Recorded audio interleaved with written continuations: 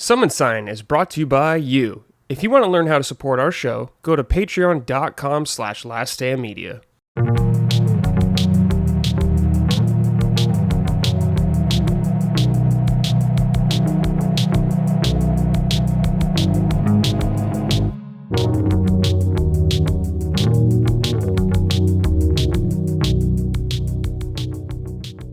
Hello everyone, welcome to episode 93 of Summon Sign, Last Stand Media's weekly in-depth game discussion podcast. I am your host, as always, Brad Ellison. Joining me, I have two fine gentlemen.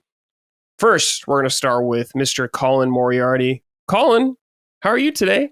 Got some allergies? Yeah, the allergies seem to be acting up. Woke up like that, but I also had to go outside. You know, the aphids, I think, are being a little bit aggressive on the plants. And we think that, my theory... Treble, one of our dogs, is getting like rashes. We don't really know why. And I came up with that theory that maybe it's them. So I was out there kind of spraying the plants, and then I mowed the back lawn. So that certainly exacerbated the issue. But I don't know what's going on because I'm 40. I'll be 41 in 2 weeks. And I never had allergies until I moved to Virginia. It was not a thing. In fact, I always was like kind of puzzled by it. I'm like, you have like just this ambient stuffy nose because of the pollen. I'm like, I did on Long Island and Boston and California. I just didn't understand it here. Weird. Different story. So I just think it's different pollen. Different things affect you a different way. They say it might be ragweed down here. I think that's just the Chris Chan effect, just being around him. Yeah, right. Like in the same county. We're practically brothers. Yeah. So yes, I think that's the cause of it. But it's good to be here. Thank you for having me. Yeah, thank you for scheduling. We're shooting this on a Friday. We usually shoot on Mondays, but Colin always streams Mondays. So whenever Colin's on, we usually shoot on a different day. So thank you, Colin, for accommodating all that. No, I mean, vice versa. Thank you for accommodating it as well. Although it's probably nice to get it done early and then you don't have to. Yeah, I was thinking about that. I was like, oh, nice, Monday. I don't have to worry about the show. Yeah, that's good. The world is your oyster, my friend. That's right. Thank you for having me. Also, our guest, Mr. Jason Polansky. My allergies are kicking in there too. Wow. Jason, how are you? I haven't seen you in a while. Since June, I would say. Yeah, something like that. We got to Game Fest. Yeah, we finally met in person. You guys you sound like some allergy amateurs. All right. I've had allergies my whole life. You were molded by them. Exactly. I really was. I like to say that my allergies, I'm constantly, if 10 is you can breathe clearly 100%, I operate at about a 7. A 7 is peak breathing for me.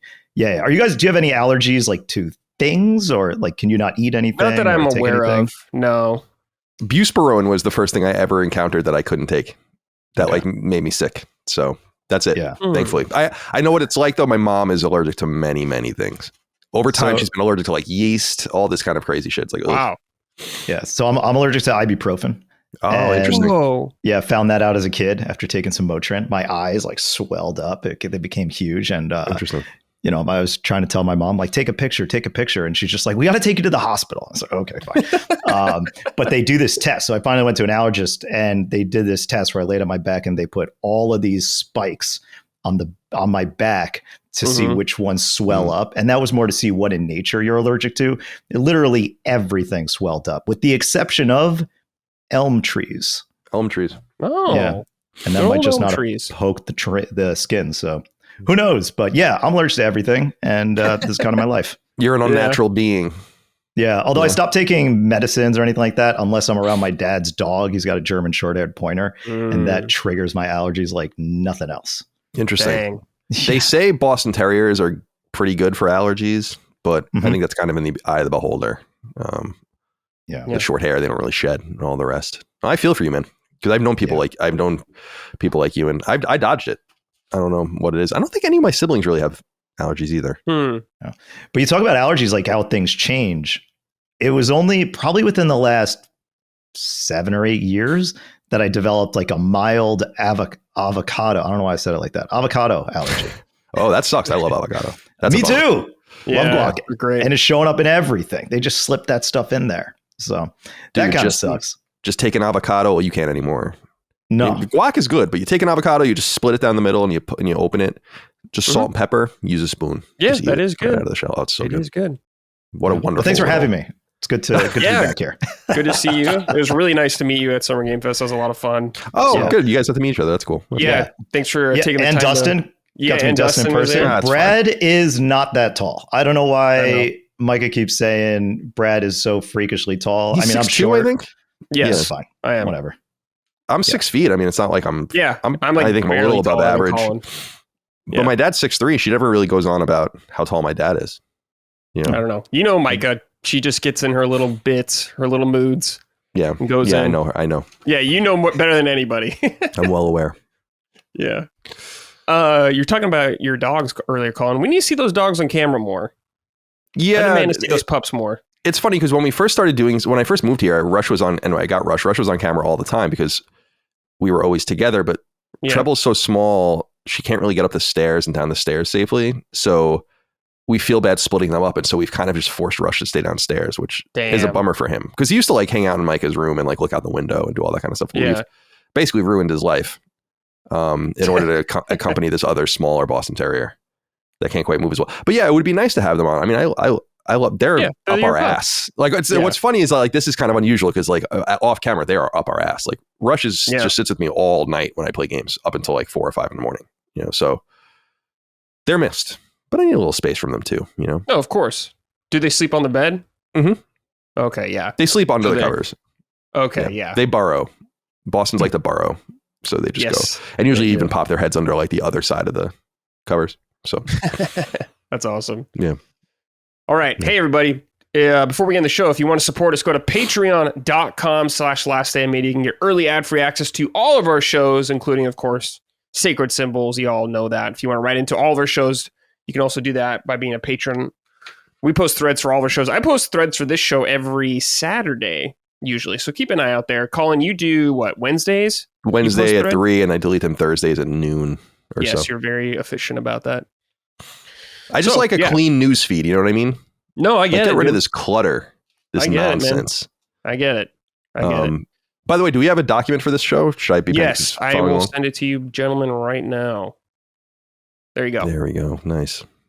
No surprises. No surprises. Here we go. If you want some merch, go to laststandmedia.store. Micah will send it to you from Colin and Micah's house. They have a little merch area in their house. They do everything. So you want some personalized merch from Micah, hand delivered. Well, not hand delivered, but hand assembled by her, I should say. Head on over there. Hand delivered would be awesome. I mean, that would be awesome. Maybe one day we can make her do that. Yeah. Make her fly across the country to deliver one like sticker. The 20,000th order, like she'll like hand deliver it no matter where it is. Yeah, that'd be cool. Like Gabe Newell delivering Steam Decks. Yeah, that'd be awesome. Oh yeah. Colin, I think we have some new merch going up soon, right? I think Dustin was teasing. Yeah, we have a sweatshirt that's like a I don't know all the details. You can just go to the laststandmedia.store because they handle it. But we are doing a pre-order, I believe, for a sweatshirt that is designed after a Christmas sweater. Mm-hmm. It's really nice. So yeah, amped about that. And we'll have some new options going into the holiday season as well. We've ordered everything. So then we're just kind of waiting now to get everything in stock and figure out what we want to do with it.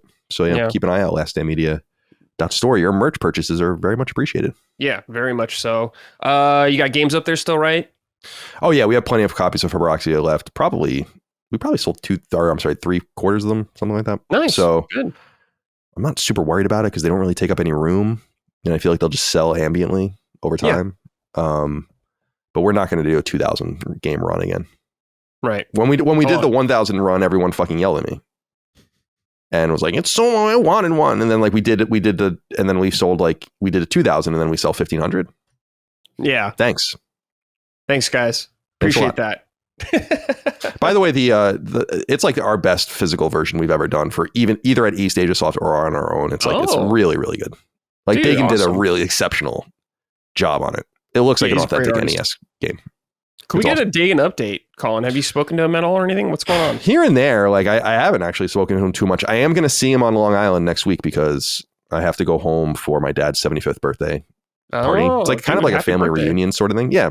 Yeah. His birthday was technically yesterday, the 2nd. Oh, nice. But they're having a party on Long Island, like out somewhere near the Hamptons or whatever. Mm-hmm. And I have to go out there and then, so I'll see him there and I'm sure we'll have a lot of catching up to do. So cool. Very good. You have to understand, like, it's a joke in my family that like Dagan doesn't talk to anyone. So no, I get that. No, I get it. My Like, the brother's reason- like that. people would, one of the first things anyone says to me because I'm very accessible, and like when I go to family functions or whatever, they're like, how's Dagan? What's Dagan up to? And now I don't have an answer to that anymore, because he like notoriously doesn't answer phone calls. He doesn't answer text messages. He doesn't care. Yeah. So I get it. My brother's the same way. He like never calls, never texts really, unless he wants something, then he does. Is he on social media at all? Like, is he have an Dagan? Instagram, like private one? Yeah. I mean, Dagan has- that family can at least see. Oh, Dagan has a public Instagram, and then really his wife is on Facebook. I don't really use Facebook, but I know that they kind of post a lot of stuff there. Like his daughter's in college now. They posted, they went down there and moved her in. She goes to Miami or whatever. I would have been brain dead shot if I went to Miami at 18. So like just kill shotted. So I have no idea. I went to Boston. It's like, there's like, by the time it's like late October, it's fucking 2 degrees. There's nothing to do. But the thing is, like, a lot of times now, you don't actually have to ask how somebody's doing, because you just follow them on social media. Yeah, totally. It's like, Absolutely. it's not, what have you been up to? It's, oh, how was such and such? Or I saw you did this. How was that thing? But if he's not even on there, it's like, oh, he But might as I'm well not. be. I'm not judgmental about it anymore. Yeah, because Dagan actually, his Twitter account was hacked. Like he just lost his Twitter. So account. is mine. It's gone. Yeah. And thanks to people in the LSM community, and then Ben shot me a message. He says, "Oh," I'm like, you know what? Good riddance. I wasn't on anyway, so all good. Yeah. Yeah, That's it's a good just- way I mean, for it to end. Yeah, It was hacked like, and then shot to the sun. yeah, it's so I know he was disappointed about that, but he didn't really use it anyway. I have to be honest though, because I don't want to throw, or cast aspersions at Dagan, like in the sense that I used to be much more receptive and responsive. Like when I worked at IGN, for instance, like I was obsessive about responding to emails like immediately. Like, now like I don't even respond to half the emails I get at all. Like I just, and text messages, like I just, like once a week, I just go through all my text messages and just answer them all. Like I just ignore them, until like I'm getting worse and worse too. Like I'm exhausted, and I'm not, it's not to be like a dickhead. It's just like, I'm kind of exhausted of being like available. It wasn't always like this. In fact, it was the exact opposite of this for all of humanity's existence until a few years ago, basically. And it's exhausting. So I don't want to act like I get it. Like I think about it, I'm like, man, I need to text this guy and this guy and this guy. I got to email this person and this person. This person called me and I missed his, I got a voicemail from him. And it's fucking overwhelming, like, so I'm kind of breaking down, I guess is what I'm saying. No, I get it, dude. I like communicating to you via Micah. That's one of my favorite ways to do it. Because I know she'll get it done. Yeah, Just she at gets it done. a And people communicate appropriate to me time. through Dustin a lot as well. Yeah, Dustin's like number 2 behind Micah in that sense. Well, depending on what the subject is, perhaps. Number 2. Yeah, so again, I totally get it. I feel like everyone's kind of in, well, maybe not everyone, but a lot of people are in that space. There are certain people in my life that I love. I'll shout them out. My friend Mike Patelli, Eric Castro, the bar owner, very, not even talkative. They just want to, how you doing? Here's something funny. And I'm just like, after a while, I feel bad because they'll text like 3 or 4 times. And then I'll be like, I'm sorry. Like, I don't even know what to say. It's like when I talked to my dad yesterday, and he's like, how's it going? And I'm like, I don't know, man. Like we talked a few weeks ago, nothing has happened. I'm not even trying to be a dick. It's like, I don't know. Yeah. You want to hear about fucking Ghost of Yōtei? I have no idea what. Yeah, they're just checking because they love you. That's all. No, of course. I love that, but I just feel bad because I really don't know what you want me to say. It's not, yeah. I have nothing to say. Hey, one sentence is all it takes. Things are going good. Mm-hmm. That's all you got to say, I guess. Totally. I don't know. Totally. Don't so anyway, no overthink one it. knows how Dagan. No one knows how Dagan is. That's the long and the Hopefully short he's of it. alive. Let's see here. Crimson Sun wrote and said, just wanted to thank Jason for recommending the game Promise Mascot Agency back when he was on in May. I played on Steam and got 100%. What a surprise. One of my top games of the year. Thank you. Wow, look at that, Jason. Yeah. Recommending those small games. Yeah, it was cool to see this. And I actually, one of the biggest surprises at PAX West when I was out there this year was I actually saw they were selling a Pinky plushie, which is one of the, which is like your partner in the game. Like you're always with her. I said, wow, why does this exist? Did enough people buy or care about this game that you're actually selling this for money? Really considered buying it because I love that game. Didn't do it. But yeah, happy that you enjoyed it, Crimson Sun, and other people who have wrote and said they enjoyed it. Game kicks ass. I just remembered, if people don't know you, Jason, you work at Atari. What are you, a producer there? So Yes. sorry, I don't know your exact title. I know you're like a producer in a sense, but Yeah, I just let say people know. producer. It's You're not easy. you're not producer though, right? You're senior producer. Right? Yeah, it's technically my title was changed a few years back to associate director of production, but it's just easier to say. So that's I'm a producer. yeah, I mean, that's very humble.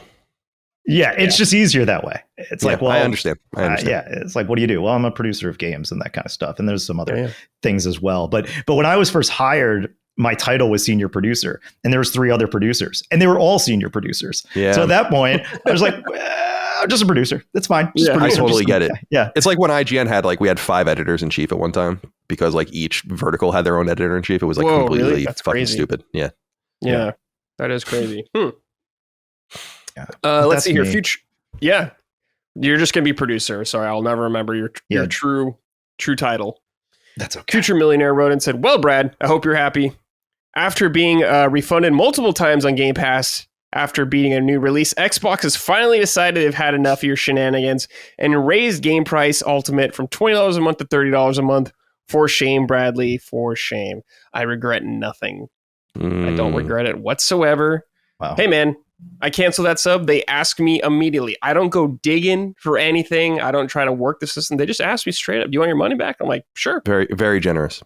Yeah, sure. Too generous, in fact. And it's, we're going to get into more of that, I'm sure, later on in the show. Actually, I know he will. So we'll save it there. Colin, I know you have some thoughts, maybe a couple of victory laps to do once again. Yeah, it's not even that. It's not, I'm actually very curious to see what Jason thinks because he's going to have such an internal, double A kind of level insight that I think is actually incredibly valuable because that's the space in which Game Pass, I think, thrives for a lot of developers. I'll be very interested to see what he has to say. But yeah, I mean, I've been right about Game Pass the whole time. That's true. All right, let's get into the games. I'm very interested. We'll save my thoughts for later. Yeah. Jason, Hades 2, wrong tab. Hades 2, sorry, Dustin. I want to play this game badly, but it's just, I don't know when I'm going to get to it. But I'm happy you made time for it, Jason. Talk to me. Sure. I'm an enormous Supergiant fan. Actually, this shirt I wore today, this is a Bastion shirt that I got from those guys at PAX East shortly after Bastion came out. So wearing that, not that you could actually see it on screen, but there it is. I assure you I'm wearing it. That was during the prime of PAX. Awesome memory for you, bro. Yeah, that was probably, that was 2013. Yeah, I think. Probably something like that. Because that's when Transistor came out the next year, I think. Yeah. But the funny thing is, actually, I looked back when we went through, it was when I was on last year, I went through, we were going through our favorite games of the year. 2020, my top games were Ghost of Tsushima. We got to see with Yōtei. Paradise Killer got their follow-up with Promise Mascot Agency, and Hades. And now we have Hades 2. Yeah. All coming. That's funny. 5 years later. The other one was 13 Sentinels Aegis Rim, but they obviously went last year with Unicorn Overlord. Anyway, I'm playing Hades 2, huge fan, love everything they did. Funny thing, when Hades 2 was announced, I think I'm one of the few people that was like, damn it, Hades 2? Because this is the first sequel. You wanted something, it's first sequel for them, you want something new. Yeah, and I loved how they kept doing something different again and again and again. Actually, Hades felt like kind of a sequel to Bastion because you brought back that kind of real-time action RPG versus the other weird stuff that Transistor was experimenting with. Empire, which was like some crazy sports game with a visual novel. It was wild. But I loved Hades. Played the hell out of it. They did an early access period for that. I didn't do it. I jumped in when it was available on Switch. And similarly, I jumped into Hades 2 when it was available on Switch. So I'm playing it on Switch 2. And this game... Let me read this real quick first. Yeah, someone wrote in about this. Johnny Womack wrote it and said, greetings and salutations, summoners. This question is for Jason. What platform did you play Hades 2 on? The original Hades was one of my favorite games of all time. It's a masterclass in art design, game design, voice acting, and music. I own it and have finished it on PS5 and Xbox. I also purchased it on OG Switch, and it wasn't the best experience. As game slowdowns and texture pop-ins were apparent, it made my experience a slog to go through. I'm doubting buying it for the original Switch, as I'm worried that I may have the same experience on the stinky Switch. Thoughts on the Switch version? Keep up the great work, Brad and team. Thanks. That's so interesting because I played on the original Switch. I played it both docked and handheld, and I don't remember any issues. I don't remember. With it. I mean, I remember it looked worse than the PC version, obviously, but sure. I don't recall anything like affecting gameplay or anything like that. Yeah. And as a portable game, it's awesome. I mean, I'm on the train constantly. I'll take a bus. I'm flying a lot all over the place, and playing Hades, playing a game like this in general, a roguelite, is so good on portable systems.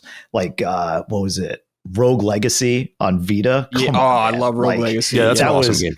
That was peak.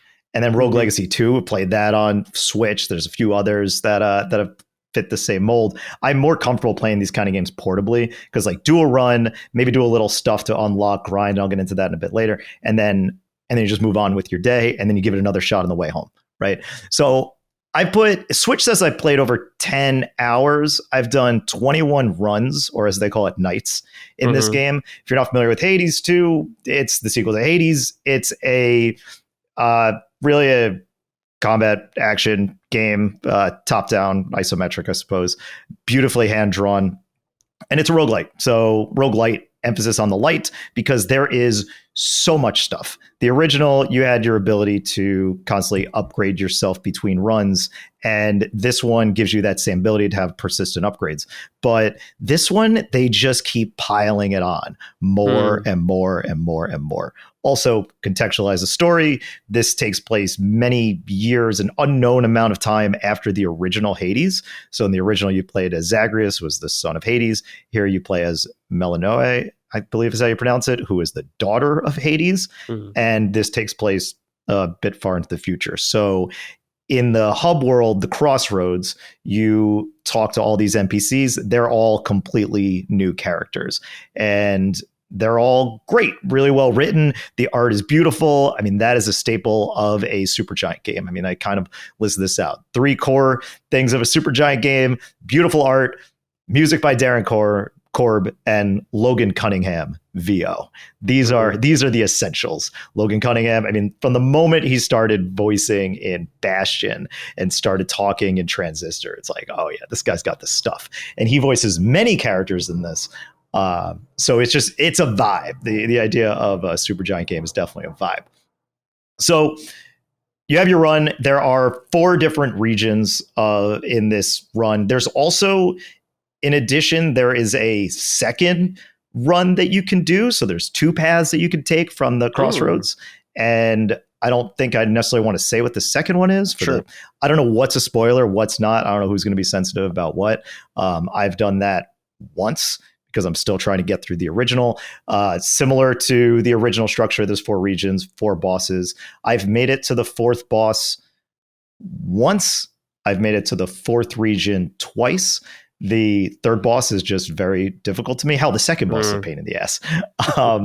And it's just a really tight experience from the moment you start playing it. It just feels excellent. It feels great. The combat is great. They give you a whole bunch of different weapons you could choose from. So there are 6 weapons in the game that I could see, although every so often they're like, oh, here's another one.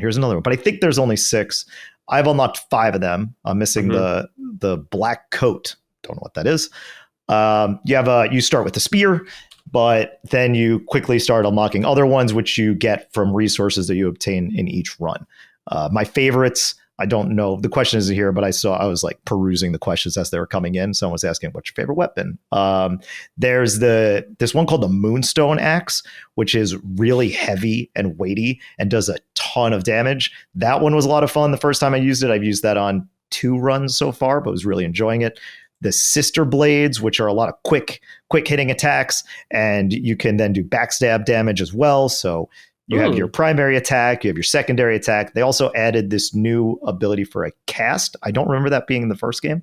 And that kind of creates this circle around you where enemies kind of get caught and slow down in. So you get these pain in the ass enemies, which will just blitz you. And there's one of these guys that just punches you furiously. This game is kind of ruthless, more so than the first game, from what I could recall, where a few of these mob enemies will absolutely wreck you if you're not careful. So you'll be on a good run, and then this guy will just take out like 80% of your health just because you didn't throw down one of these casts to slow him down.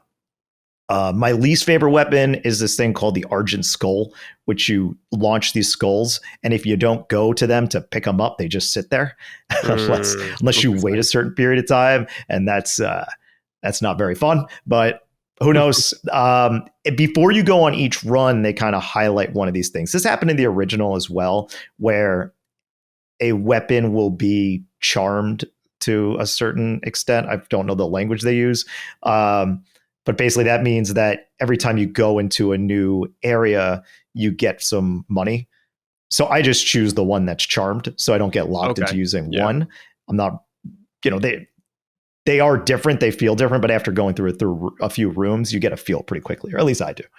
And it makes the game more interesting as opposed to feeling like I'm doing the same thing over and over and over again. But yeah, all the weapons have their own unique attacks. They have their own unique specials. The casts are basically always the same, but as with the first game, you'll in every room, or you'll get an option of your upgrade that you get. You can get more health, you can get more magic, which is like your Omega attacks. So you have these Omega attacks where you hold the attack button or hold the special button, and then you do like this kind of overpowered attack. Also works for cast as well. So you could, and that uses another set of resources, and so you could expand that. You could expand health, but you could also interact with the gods, and then each god you talk to gives you an option to get an upgrade for that run in particular. So you could do like burn damage if you get it from the god of fire. You can get speed boosts if you're talking to Hermes. You can get, there's also a new god which is giving you like the special moon ability, which can cause you to kind of get an overpowered attack like a beam blast, or you can even transform and be invulnerable for 5 minutes.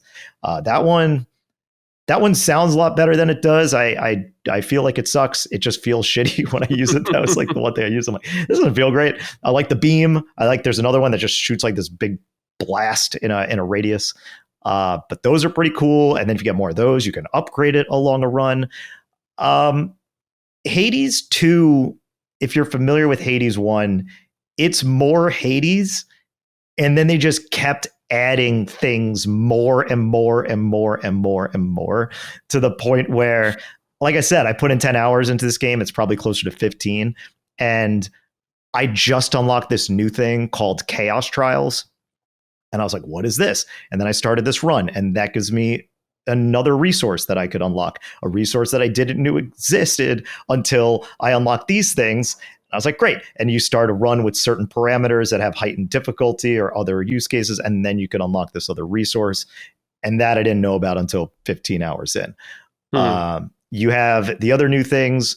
There's at the Crossroads, which is your hub. You can still talk to people like you did before, gift them, to do that kind of like light dating sim style thing where you talk to them, you learn more about them, you build up your index of information. But you have a shop, so you can use the currency to buy things like those gifts that you give. You can buy resources in a limited capacity. You have this whole thing about incantations, which creates more permanent upgrades. It gives it could alter the Crossroads and unlock new things like a hot spring. So of course you could ask these gods to go into the hot spring with you if you befriend them enough. Then and those use resources. They could add a dock. I'm trying to grind to get a dock so I can fish at the Crossroads. You could there's a bar that I can unlock. I'm trying to unlock that thing. There are let's see, there's new gods. I mentioned that. This is a fun one as another callback. This is a deep cut that I don't know how many people know about this. And I was trying to find the audio, but I couldn't. Planting. So you could now find seeds in your runs, and then you could bring them to this to your crops and plant them. And then after a certain amount of time, they'll grow, and that's another resource you could use for incantations, weapon upgrades, etc. This was a little funny to see because the first GDC I went to something called the Failure Seminar, I think is what it was called. And the guys at Supergiant talked, and they were talking about Bastion. This was after it came out. And they mentioned that in the original Bastion, there was a planting mechanic in the game. So you would find things in the world, you bring it back to the hub, and then you would plant them, and then you'd get some upgrades and resources. And they even played some stuff from Logan Cunningham doing the voice, his narrator voice, saying how to plant things. It's like, oh, you find an old shoe, plant it. and this was one of them. It's like find an old Milli Vanilli album on cassette tape, plant it. That's like a weird core memory of mine. So the moment I saw there was a plant to begin, I'm like, oh shit, it's here. And the reason why they didn't have it in the original is they decided it was too cumbersome and that a menu would basically do the exact same thing, just way better and efficiently. So they scrapped that, but they brought it back to Hades 2. And then the other thing that it's Hades, but then more, is the way permanent upgrades work. You could upgrade things permanently in the original. Here you do it through these cards, and those are unlocked with ashes. And then each card has a grasp value, and you could upgrade, and those like points. You have a maximum number of grasp, so you could equip only a limited amount of cards. You could invest psych into grasp, so you could raise that value, so you could have more cards equipped. And then you're like, all right, cool. Well, that's how I upgrade all these. And then like, no. You could upgrade these even further, and by having dust. So then you could upgrade the cards with dust. So for example, if you have like a Death Defiance, which will revive you after you die in a run, it's kind of what it says on the label. You can upgrade that and go from 1 to 2 Death Defiances, or increase the values of those things. And then not only that, the weapons. Now I unlock the ability where I can upgrade weapons, and then those use other resources that you find throughout the world. It's like, it's a lot. It is. Yeah. It is a lot. Is it too much? Maybe is the answer. I think it depends. As a seemingly forever game, I'd say no, it's not. Also, the way they communicate and tell you how everything works, you're never really lost on how it works. You also have these things called forget-me-nots, I think it's called. So you could tag things, and then whenever you're looking at something, you could see that. Notice even in the map itself, when you're going on a run, that'll appear as an icon over something. So you could then say, yeah, I'm going to... I need this for that thing that I'm trying to unlock next. So I basically tagged all the incantations because those are the permanent things that will expand more stuff. And then I'm sure those things will unlock, and they'll say, oh, here's another resource that I need to get this stuff. It becomes a little too much in that, to unlock this dock, I need like wood or driftwood, and I don't know where to get it. So until I find where that is the first time, they're going to say, yeah, you got to get this here. There's some things that I have to get through that alternative run, let's say. So I had to get stuff there to unlock something else. But it makes the game a little bit more interesting. I think one of the things that Hades did so well originally is that it evolved the roguelite or roguelike formula in that it really built a pretty strong narrative and characters where when you died, you weren't mad because you were progressing plot, more so than just the rogue legacy thing of, oh, I'm making my character stronger, right? This was actually rewarding you in other ways that other games did not when you died. So this game in Hades 2, they're trying to do more and more of that. And I think they do it mostly successful, but I can't say for sure because I haven't quote unquote finished the game, right? I haven't actually completed a run. I don't know what they're going to view as the true ending. I'm sure it'll involve that secondary run as well. But everything here works very well. Despite it being so much so far, it creates a really compelling and addictive gameplay loop. And that's really what you ultimately want here. Yeah. Do you think if someone's never played Hades, should they just hop into 2? You're not. I don't know. Maybe. I don't know if one is actually better than the other as much as it's different. Okay. And I think I don't know if this does anything better or worse than the original one. It just does things a little bit differently, and there's more of it. It does things more than the original, I guess is the best way to explain it. And the original just felt so perfect and so tight. I don't think you'll be, if you want to get to see what everybody's talking about, what's everybody going on about this Hades 2 thing, then, go for it. Jump into 2. You're not going to be too lost. Immediately you get the sense of, oh, okay, this is the daughter of Hades, got it, etc. Right. It will kind of spoil the end of like the true ending of Hades 1, but that's not really the draw. That is one thing that is a little bit that if there's one thing I am overwhelmed with, it's the amount of lore and characters and people talking to me. I am impressed by the art. I'm impressed by the writing. It's all very good. I know it. I just don't really care much about it. I just want to keep playing the game. And some of these characters I absolutely don't care about. There's some of these gods. It's like, yeah, do I have to give this guy a gift just to check off this box? I guess I do. Yeah, I get it. Colin, are you interested in Hades at all? I'm muted. Sorry. Not really. Yeah. I bought Hades around the time it came to PS4 because I think I don't know if it came to PS4 day and date. It might have. I don't know. No, it didn't. Yeah, I didn't think so. PS4 later. So I bought it, and I played it a little bit, probably for maybe less than an hour. I just wasn't feeling it at the time. I don't really know why though, because it looks totally awesome and something that I think I'd probably enjoy. But it just, like some games, I think just hit me at a weird time, and I never went back to it. I do like Supergiant. I never beat Bastion. I played Bastion when it came to PS4, and then it actually came to Vita. It came to both PS4 and Vita in 2015, I remember. And so I played it then, and then Transistor I actually really loved. And Transistor has a special place in my heart in some way, because after I left Kind of Funny, it's actually interesting. You can even look at my trophies. Like, I just stopped playing games for the most part. I think Nex Machina came out and I played that. And that was basically it for like many months.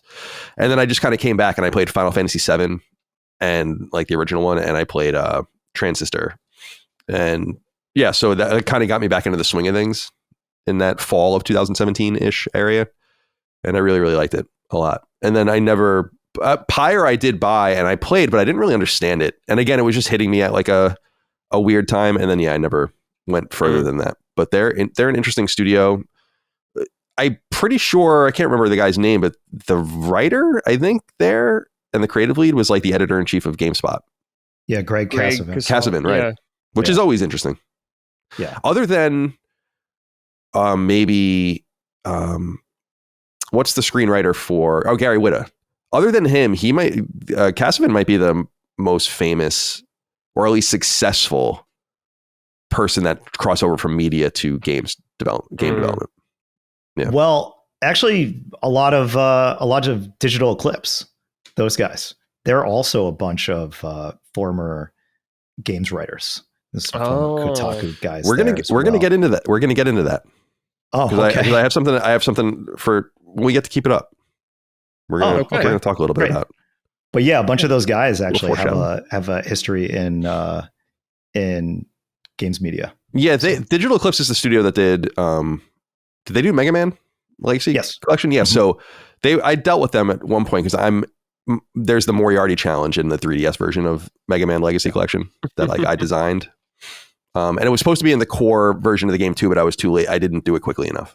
So I couldn't get into the damn. Yeah, it's so fucking stupid.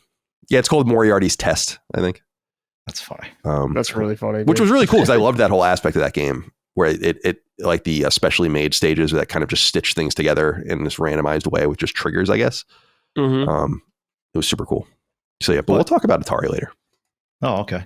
If there's all right, fair enough. The idea that you're getting at with going through the history of Supergiant, though, and I think my biggest disappointment with this is that, yeah, Transistor was super unique and different. The way they did this it's kind of a mix between it was like an RPG, but you kind of freeze time. You like kind of had to tactically plan your attacks. It was super interesting. I mean, even Bastion, while it was a pretty straightforward, isometric action RPG, right? It was pretty straightforward. But this idea of adding this narrator and this new art to it, where the world kind of built itself up, it was super unique and interesting. Pyre was a 3-on-3, like, it was a soccer game, wasn't it? Ultimate Frisbee or basketball style game where you couldn't move when you had it. It was when you had the ball or something like that. But then there was also this really crazy, like, purgatory and hell, and the story was super interesting with choice and consequences. Like, it was really fascinating the way that game was done. And then you get to Hades, like, that was awesome, and what they did to the roguelite genre. And then you get to Hades too, and it's like, cool, it's more Hades. Yeah, that's interesting. That is the only real downside I have to this game, and I absolutely love it, and I'm gonna keep playing. It's all I could think about. But Yeah, that's my biggest criticism of the game is I hope that they don't make Hades 3. Please don't make Hades 3. Make something else. Yeah, I remember being surprised by Hades 2 when it was announced. Just by what you were saying, it seemed like they kind of wanted to and had the right to go on and do something different. But I've always loved, from a business standpoint, their kind of mercenary attitude towards partners as well. Obviously Bastion 2011, I want to say, like really kind of towards the tail end of the golden era of Xbox Live Arcade, the era of Shadow Complex and Limbo and whatever. I mean, where Microsoft just had an awesome eye for games, digital games, and would give them all that space and time and advertising. I remember them being a really big deal. And again, it didn't come over for PlayStation for 4 years, but then they moved over to Sony, and I'm pretty sure Transistor and Pyre are still not on Xbox to this day, which is interesting. And then and now they're with Nintendo, obviously.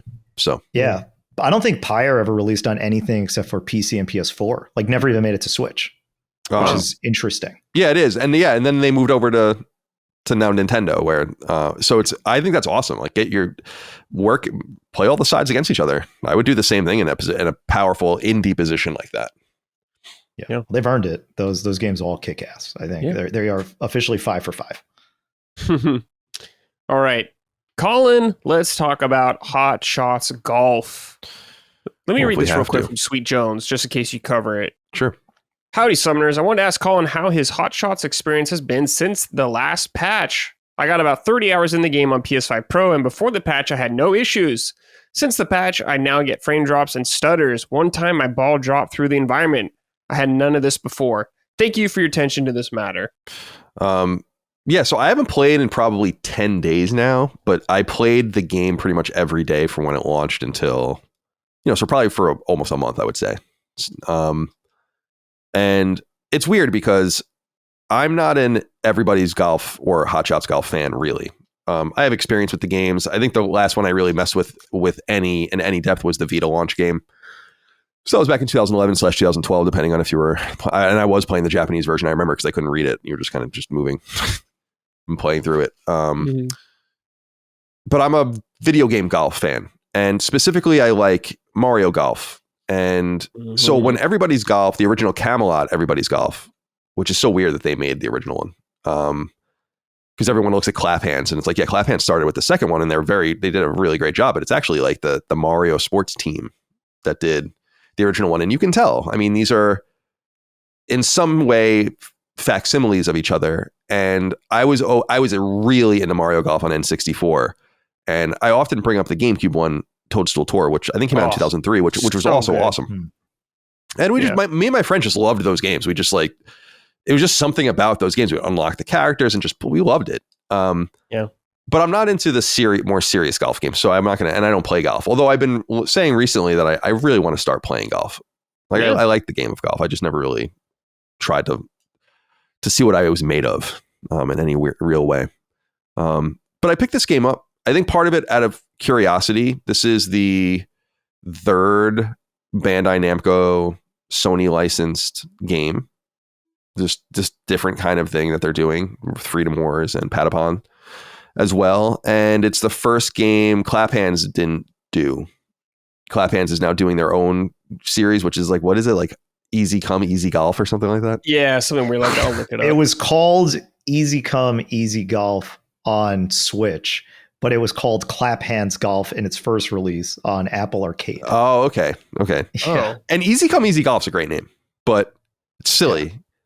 But I don't know I'd be curious to know what happened, like why Sony didn't want to work with Clap Hands anymore. My assumption is that the Japan Studio connection, like Japan Studio was the incubator, as I'm sure a lot of people know, of many different teams.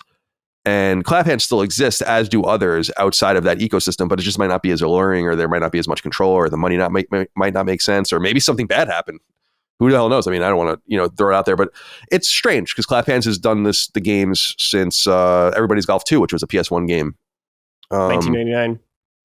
So it is weird. And I'm saying all this, I guess, is because I'm not approaching this game as a fan of Hot Shots Golf. And as I understand it from fans of Hot Shots Golf, they don't really like this game.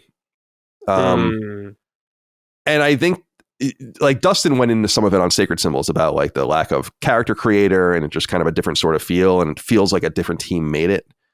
And I totally get that. I think that's totally fine if people are not super into it. But for me, I like it.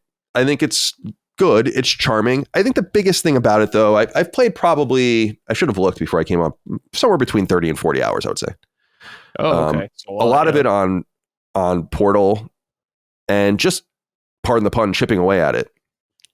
Because it's all about unlocking things, right? Brad shaking his head. I liked it. Thank you. I don't want to reduce it to its bare essence, because I think every game can be reduced like this, and it's not necessarily fair. But it's just the same thing over and over again. And it's a matter of like your tolerance for doing the same thing over and over again. And you can say like, oh, like, well, NHL games are the same thing over and over again. I'm like, yeah, but that's a more dynamic sport, active. Sure. Football, this dynamic strategy game, basically. Golf is an awesome game. But from a video game perspective, if you're not playing like PGA Tour or something where you're picking your own clubs and there's a lot of dynamic shit you just need to understand about the game, you can't just come in. I'm not a golf expert at all. I'm playing it on normal. The game basically does most of the work for you, and you're just kind of executing on button presses that I would say is most like for, I don't know if you guys are familiar, but in Madden games, the way you kick field goals. So like the bar goes up, the bar goes down. In this game, it's like the bar goes over, the bar goes back, and you're trying to like hit it here and you're trying to hit it here. And the more off you are from those areas, the more erratic the shot's going to be. And there's like little red areas where if you get it in there, the shot's going to be pretty good. But if you get it outside of that, you're probably going to like slice the shot or whatever. Mm-hmm. So your tolerance for how exciting that is really going to vary. And is that the essence of golf? Yes, but this is not as dynamic as a real golf game. So you're not getting, and you could make it hard. You could make the AI really hard. You could choose your own clubs, but the game is suggesting to you what it thinks. Mm-hmm. It's like, why would you really do anything different? It's like saying to use this 9-iron or whatever the fuck it would be. It's like, okay, like, why would I choose something different? I think you would know better than me what I'm supposed to do here. So what I found alluring about it is, and what I'm surprised about with it is there's a lot of shit in this game. Like there's a lot of content. Oh, okay. Almost an insane amount of it, where there's a Smash Brothers like stage or a character select screen that you only see sometimes. And you're unlocking characters by beating them in like the tour and doing these like special tasks basically. And dude, it is huge. I'm not shitting you. It's like, there's gotta be 50 or 60 people in the game. Wow. And I've unlocked maybe 10. Like, I'm not even sure how the fuck you unlock all these characters, like based on the trajectory of the tour, because it starts at like, amateur and I'm in the pro tour now. And you go through a series of games or, matches or whatever with different weather and different, 9-hole, 18-hole. There's a little funny little twist, like the cup will have like a tornado in it, which like sucks the ball forward towards it. There's like little arcadey things, which is cool. Yeah. But you're just doing that, getting to the last one, going against like having the boss fight basically against like the character, and then you unlock that character. And so there's a whole tour dynamic, which is cool. And then there's this is the biggest surprise of all. And this is where I'm like, dude, there's so much content, crazy levels of content. There's a whole story mode, and each character has their own story with 7 chapters each. Wow. So 7 matches each, and there's dialogue, and it's voiced. It's like really, and there's like a cheerleader character, and there's like a mystical golfer who's like very strange and magical, and there's like an old man who also likes to fish, and it's like all these weird characters, and they all have their own thing. I'm like, dude, this is, if this hits the spot for you, this is a very content rich game, which I didn't really know. I like going through the motions. I'm thinking Mario Golf. There's going to be 16 characters and 10 courses or something. But it seems like, no, man, there's like 60 characters and probably 25 courses or something. I have no idea. Now, I know there is some controversy around this game because this game does openly tout that it uses AI assets. And a few websites have written about it. And I think specifically with like foliage and the placement of foliage and trees and all of the rest, because obviously these are all courses that, and I'm sure they go around hand calibrate after that. But I didn't really see it. Now, the biggest thing that I will say here is, apart from the anime weirdness of the story and all the rest, there's just all this content, is the game, and this gets in what Sweet Drones was saying, so we've gotten there finally, is the game was really broken. And I don't know, and it's what's weird is that it's broken for different people, and it's been broken in ways that I've never seen games be broken, and that I've never seen console level problems for a game that seemingly can't be ameliorated. So let me give you an example. I have a PS5 right here behind my monitor, and then I have my PS5 Pro downstairs. So I use two different PS5s all the time, and I send my saves to the cloud. And this is my PS5 for like when I'm streaming, and also I have this PS5 connected to the portal. And then the PS5 Pro downstairs I use on the TV and all the rest. This PS5, the version of Hot Shots Golf on this PS5 was radically broken, and we actually showed it in a stream, so people can go see it on Patreon. And I actually think it's in the cut down a lot more did too, where I would go into games and the AI would not go.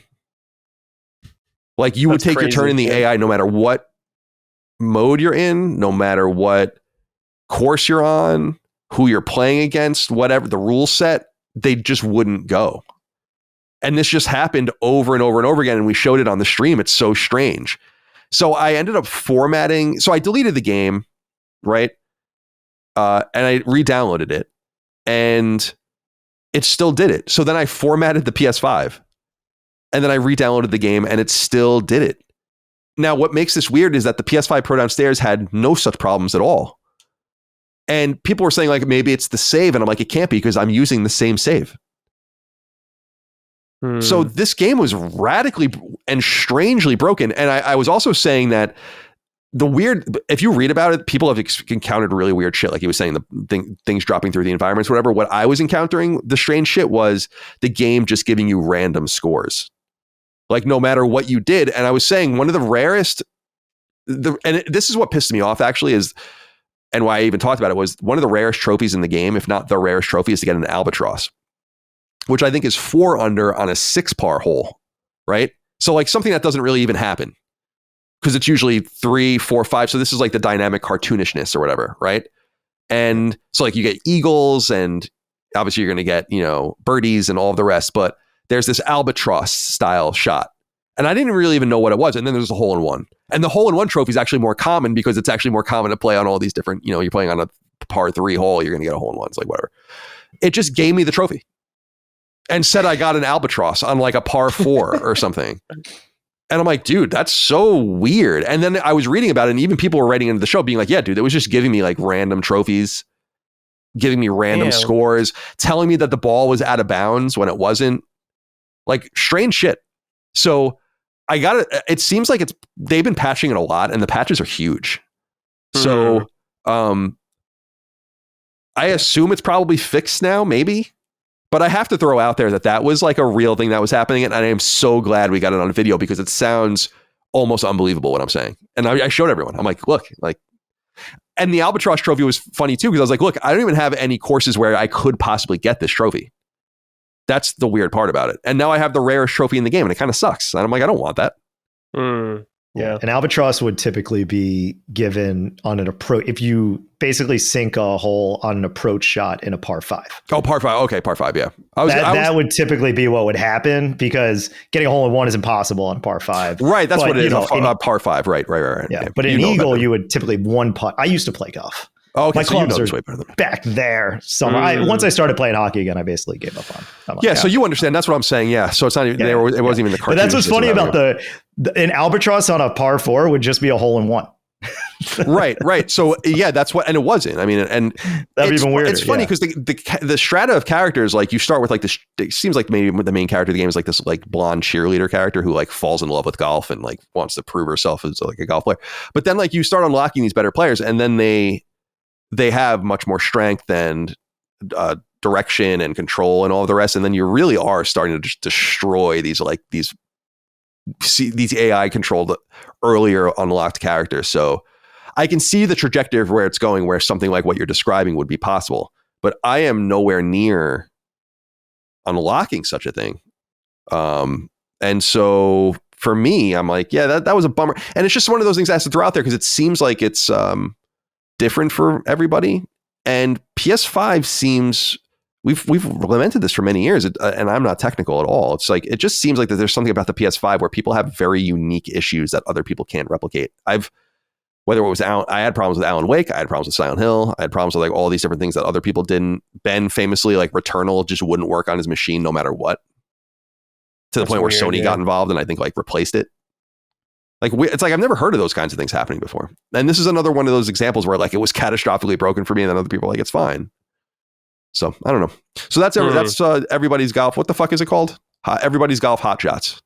Yeah. Hot Shots. And I wonder if Sony is going to continue to. I wonder what kind of results they're seeing out of this brief foray into licensing this calendar year. It started with Freedom Wars or very early in the year, which I don't think did really any numbers at all. But then, and then they did Patapon, which I probably did better.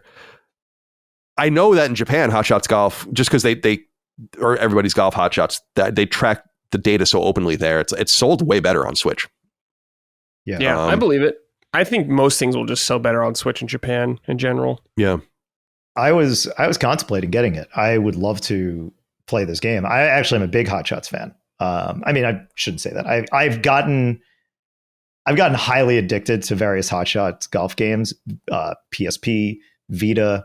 That one was, I think that's probably one of my most played Vita games is the Hot Shots golf game there. The one on PS5, Out of Bounds. I mean, PS4. Wait, no, sorry. Jesus. PS3, Hot Shots Golf Out of Bounds on PS3 was awesome. I love that because I'm not a big custom character kind of guy.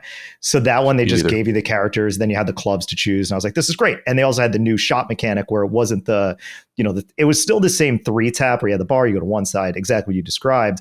But instead you had the power meter and then you had this circle just hone in on the ball and you had to wait until it was, just the size of the ball and then do the hit. And there was just something super satisfying about that, more so than just the bar.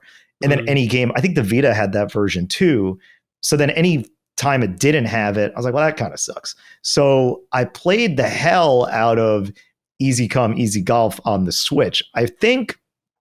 I don't remember if I said this when I was talking about Renatus last year, but I think I mentioned that no game has ever felt like it was going to crash all the time and not, other than Renatus. That I need to amend that. Easy Come, Easy Golf on the Switch also felt like it was going to crash at any given time. It ran like ass, but still so much fun, but also a really weird. Are either of you familiar? Have either of you played this game? No, I have not played it. Okay, so the way this game worked was that you actually had a different golfer for every hole.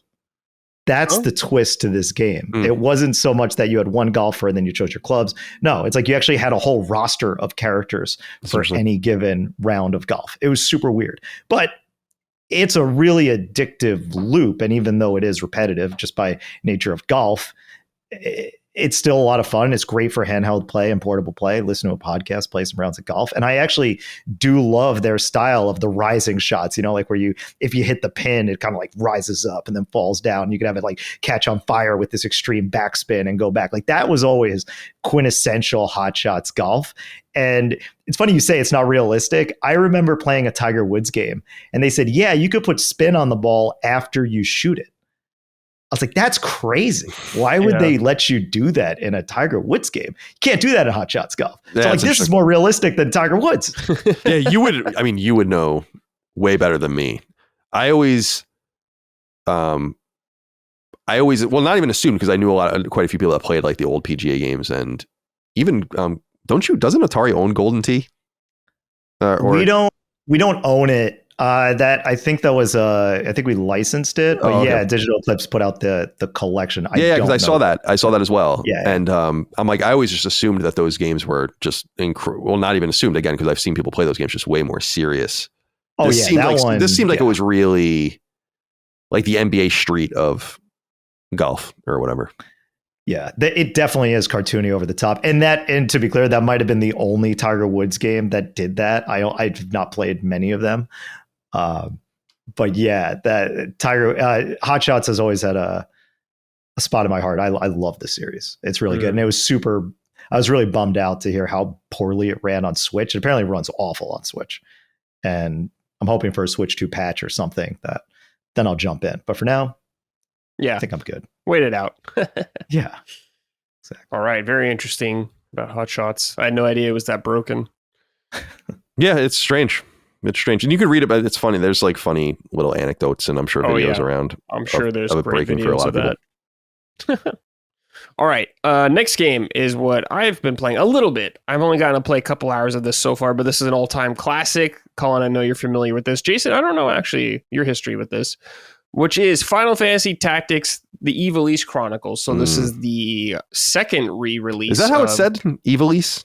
Yes. Because you hear it in Final Fantasy 14, I guess. Yeah. Yeah. I've just never heard it said. I think they say it in 12 too. Yeah, I always said in my head an Ivalice. Ivalice. Yeah. I'm pretty sure most people say Ivalice, but I don't know. Maybe it's Ivalice, but that's what I've heard from most things. But yeah, this is the second version of this game to come out, or the third version, I should say. We had the original 1997.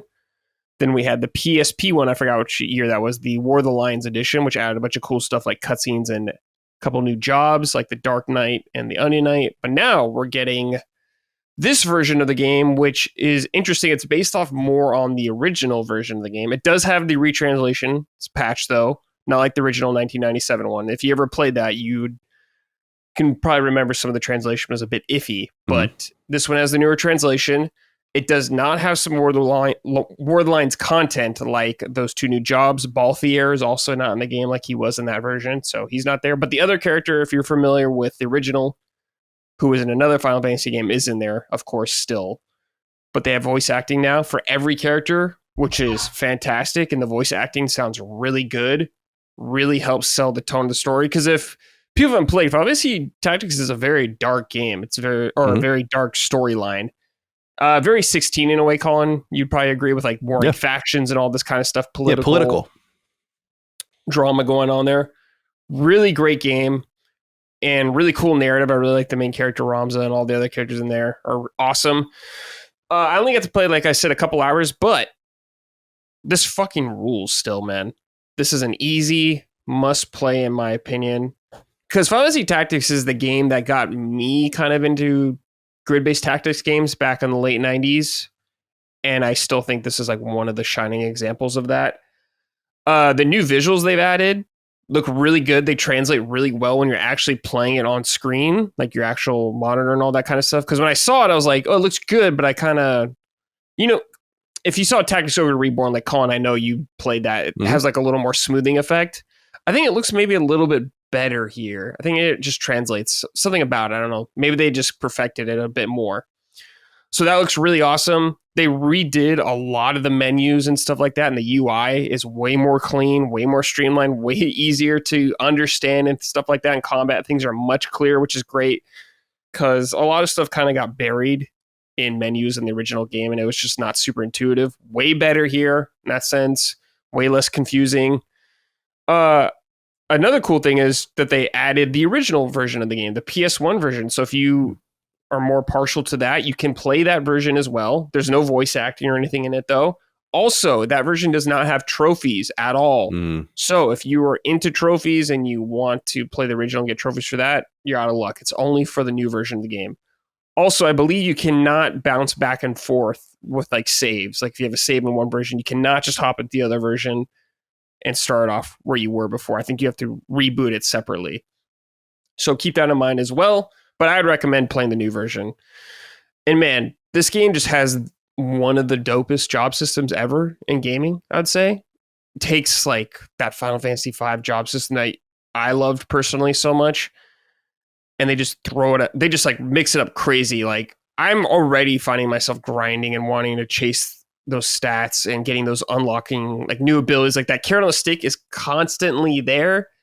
Like for instance, the class you kind of start with at the beginning of the game for everybody is Squire. It's like the very basic first class, but there's a skill you can unlock in there called like JP Boost or something like that, where you get more job points overall. So I'm like, I have to get this for every unit I'm going to use right now because it is such a key component. Like, because every action in the game you do, you get job points or an XP. It's not like you get everything at the end of battle. It's like, no, if you do something in battle at that very specific point, you will get job points and EXP points there. So there's times in the game where I'm like, well, I need a unit to do something. So maybe I have my own unit early on, hit my own friendlies to get just XP, just to get the XP. Like they'll take the hit. I'm like, all right, I want that XP though. But of course, later on, that doesn't become such a problem because you get so many crazy abilities to get stuff like that frequently. You can mix job things. Like you could take abilities from certain jobs. There's like 4 slots and there's 4 different categories. And you could take anything you learn from any of those jobs and just put it on this list. So you can mix crazy things from like the Dragoon class if you want to like maybe jump further or get like higher ground and stuff like that, to getting the JP boost, like I was saying with the Squire. It's all great. There's so many cool jobs to unlock. I'm still very early on in the game, but later on when you get some of the crazy ones, like Colin, I know you love the Time Mage. Oh, I love Time Mage, stuff like that. Yeah. It has like haste and all that kind of stuff and slow. Super cool, they can fuck man. your entire life up. They're really cool. A really cool part. And I love the ones that get really complicated are like the calculator. Yes. The dancer. Mm-hmm. It gets really, really cool later on. You can do crazy stuff in this game later on, especially if you know what you're doing. You can like the calculator, I think if you like know, I don't really know. It's like he's almost like the Zangief of the roster in Final Fantasy Tactics, where like you have to kind of know how to use it, but like they can apparently like devastate the entire enemy party. Yeah, basically. you can like break the game. You can actually annihilate everything. So that's really fun. There's so much room for freedom and expression on how you want to tackle these challenges. They've done some nice things in the sense that like on the world map, there's like a world map you go through and you kind of just like cruise along it. You don't explore or anything like that. It's very like point A to point B kind of thing. But there's random encounters frequently in the original when you're traveling. You can avoid them if you want, but if you want to grind, you can easily grind anytime. So that's really nice. Dude, they also added... Oh, I'm sorry. Oh, no, go ahead. I was just going to say that one thing I think Final Fantasy Tactics in that respect always did really well is that they made a concession on level scaling where like the random battles level scale, but the story battles don't. So you really can become powerful here, but that really does a nice job of keeping up with the experience economy, as it were. Yeah. Like always driving you towards battles that are somewhat difficult so that you can build your party. So I think it's really... Yeah. It's really and as far as I'm aware, Colin, there's no thing like in Tactics Ogre Reborn that limited the amount of XP you could get at certain points and stuff like that. Right, exactly. Right. I hated that. Like, that was a new addition. Like, yeah, I wasn't really a fan of that either. That just bothers me because it's like, dude, if I want to be as powerful as I want to be, like that's my prerogative. That if you put in the work, you should be able to do it. Right. I understand they don't want you to break the game, but I always felt like level scaling.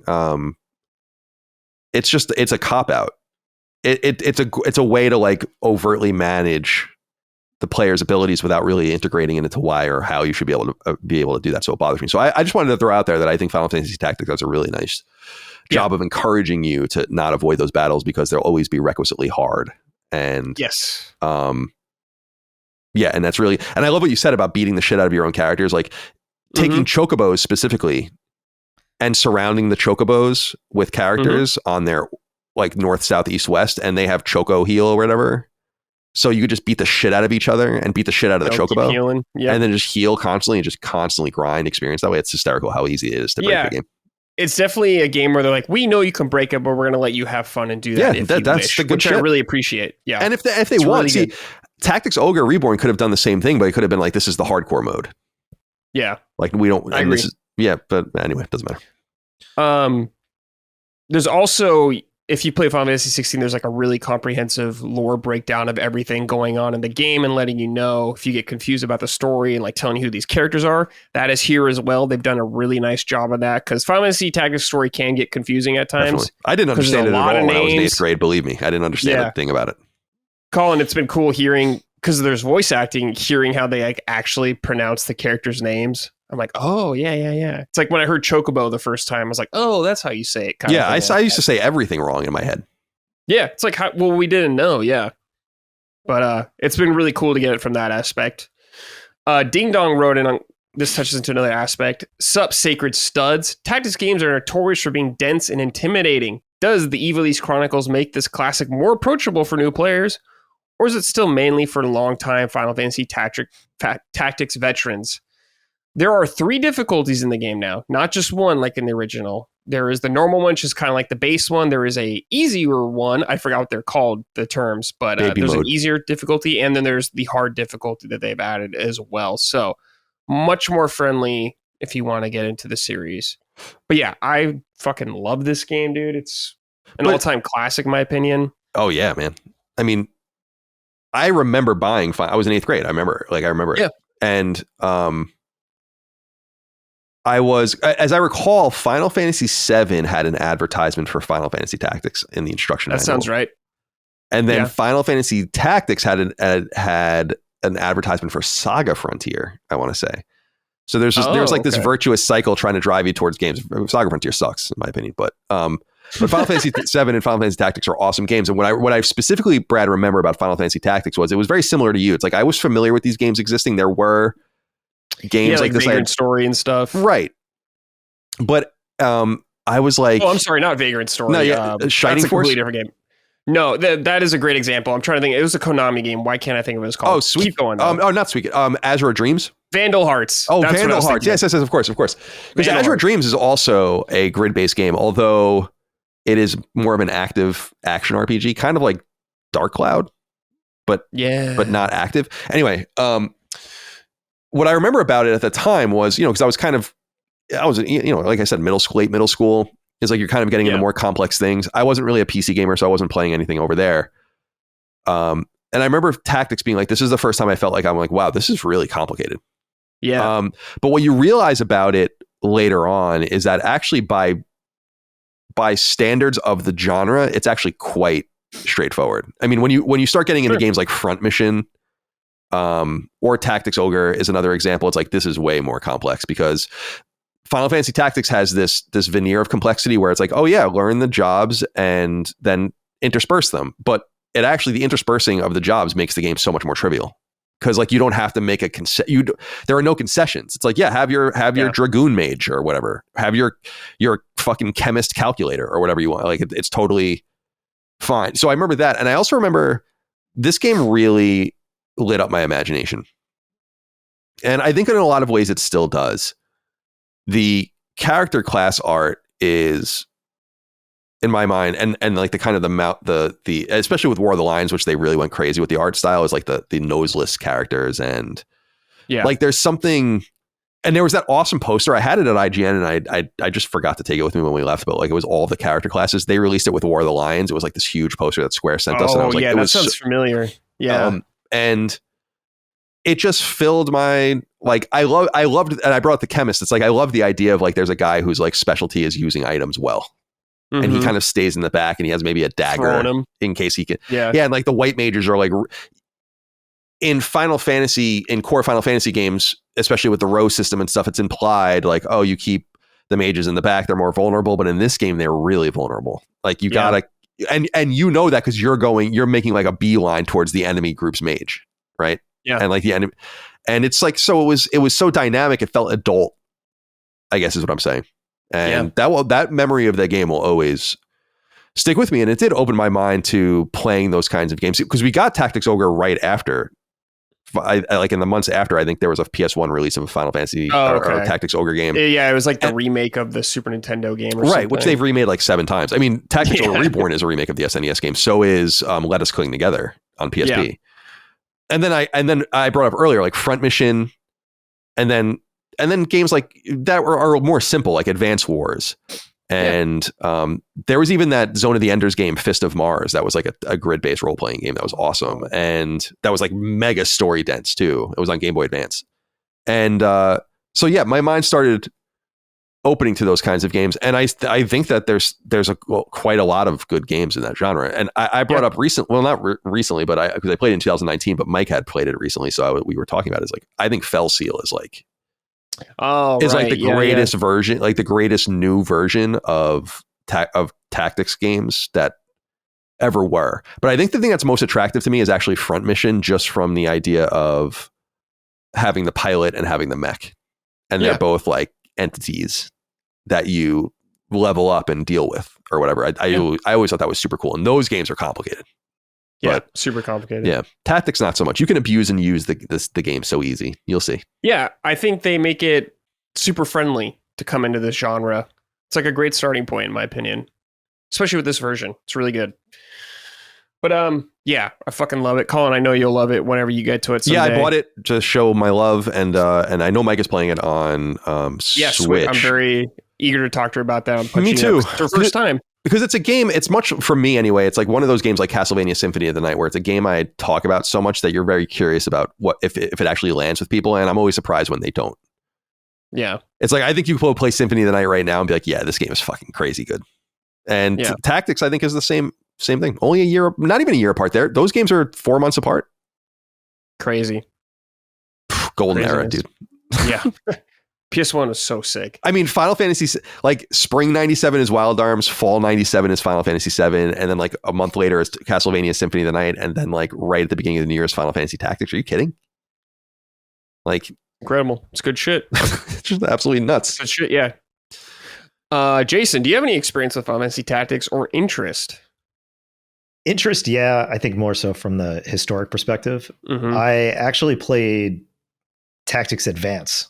That's those are good games. I haven't really played a lot of those. I like those games. I only played the good. first one. That was my exposure to the series and maybe even the genre. But I think the last Tactics game I got into, I like Disgaea. I like those games. So Yeah, Disgaea. The stacking. Those are silly. Yeah. Just the insane amount of damage. Yeah, you do like 9 trillion points in damage. Yeah. A bit of Into the Breach. Into the Breach. I have that on. Is that a Vita game? Was there a Vita release? I think there was. Maybe. I think I actually have it physical on Vita, which I think is like incredibly rare. I never played it though, so I gotta look into that game. It's good. It's like that. You talk about a game that is good for quick bursts, quick hit sessions, roguelike. That's like a super tight turn-based tactics game. Fire Emblem, that's easy mode tactics games. But I really do enjoy those. This is one that's on the list, but I really have to be in a turn-based tactics mode to get into one of these, and it's rare that my mind is tuned that way. So one series I want to get more into is, do you guys know the series Langrisser? Sounds familiar. Yeah. Langrasser, I think it is.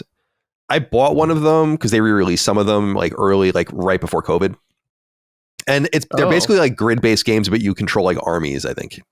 Okay. And they're supposed to be really good. But again, like Advance Wars, right? Oh, no, am I thinking of, let me see. No, I know you're talking about, Colin. Yeah, you're right.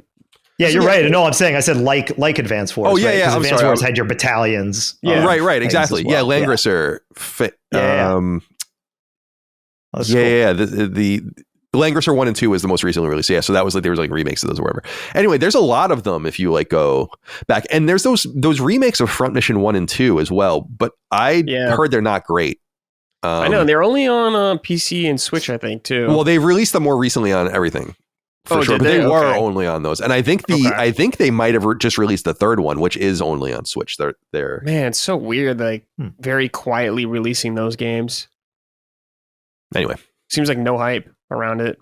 There's just too many. I mean, a lot of this stuff would have just been big by virtue of being alone for a few weeks back in the day. I mean, there's no time for anything to breathe anymore. This is just kind of the nature of the beast. It sucks. I don't even give a fuck about the zeitgeist. Like, I'll play a game when I get to it. It's not a huge deal to me, but it's just about like the carnage of, we're going to talk about a game later where it's like in Cronos, where I'm like, it's no one's playing this game. And it's like, it's sad. It's like, this game's fuck. If this game came out in 2008, it would have been like the biggest thing of the month, Yeah. Anyway. No, I get it, man. As we've exhaustedly said, there's just too many games. You can't get to them all. And they're too long. Yeah. That's the other issue, right? Yeah, they're long. Yeah. But I highly recommend Final Fantasy Tactics. Check it out if you're curious at all. It's fucking awesome. All right. Boys, it's time for Sort It Out. On this segment, we just talk about something we're not pleased with in the game industry that needs some sorting. Mine is with DMAC right here. He wrote and said, sort it out, Xbox. No other context needed. So if people don't know, they raised the price. They changed their Game Pass tiers quite a bit all around and like what they offer. But they also raised the price of Game Pass, what is ultimate, I think, still from $20 up to $30. So if you want those day one games like Call of Duty, you got to pay $30 a month, which is quite a bit. But for people like me and Dustin who do the PC version, it is up from $12 to $16.50, which is still enough for me to get it for like a month to play 2 games or so. Mm-hmm. But this has been like a meltdown for a lot of people. This is like the third party kind of stuff all over again. People are losing their shit in the streets right now. Colin, I'm sure you talked about this quite a bit on Sacred Symbols, but do you have any thoughts on this that you'd like to share? Yeah, I mean, it'll be kind of redundant for those that listen to Sacred, and I certainly won't go into it as deeply, but the positive of it is that I think even at $30, there's actually value there. Sure. But I think, and this is the point I wanted to drive home on Sacred, is like you have to identify your own individual nexus of the meeting points of your buy-in and how much time you have with what games are available on it. And it's not Spotify, right? Where like it's everything.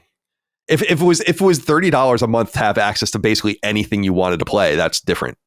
But it's $30 a month, which is a fairly substantial amount of money for a very limited window of games, right? Like that. And so I think if you can find value in that pocket, I think that even at $50 a month, it's a good value, you know?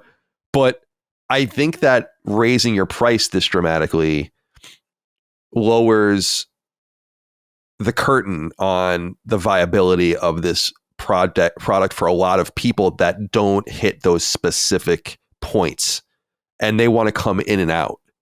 And this is going to encourage them to either come in and out or buy a la carte, to the point where I wonder if that's part of the strategy. Because one of the things I had said on Discord was, I'm sure their fiscal modeling shows they're going to lose millions of people, I think, because of this raise in price.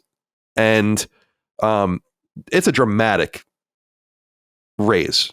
And huge raise. It's not a throwaway amount of money. It's not a few dollars a month. It's not even $10 a month. It's like something you can just kind of forget about. It's like, whatever, man. I mean, like, you see it hit your account. It's unfortunate you forgot to cancel it, but you're like, whatever. It's going to be a lot different. And over time, when people start, it's not even the instantaneousness of people carving themselves off is not the full effect of it. It's going to take time because a lot of people don't even know this is happening, and they're going to see it on their bills, and so it's going to take time to met out. But I think what their modeling probably showed, and why I think they're totally right, and if this is what it showed, is they'll just make more money on fewer people. They're not going to lose half their subscriber base, which would basically be what would have to happen for it to net out is totally like a wash, right? They know they're not stupid. They know that this is going to create problems. And I think maybe one of the things for them was like, instead of going to what I think would have been more logical, which is $24.99, it's like, just go to $30 and we don't have to deal with this for a few years, right? And we'll just ride it out, as opposed to having like this bad cycle of every 14 months or whatever we have to explain to everyone that we have to raise prices again. Let's just do it and give ourselves a little bit of runway.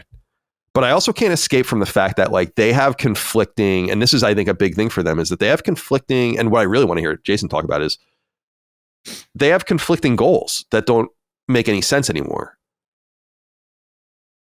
I was using The Outer Worlds 2 as an example, $70 game.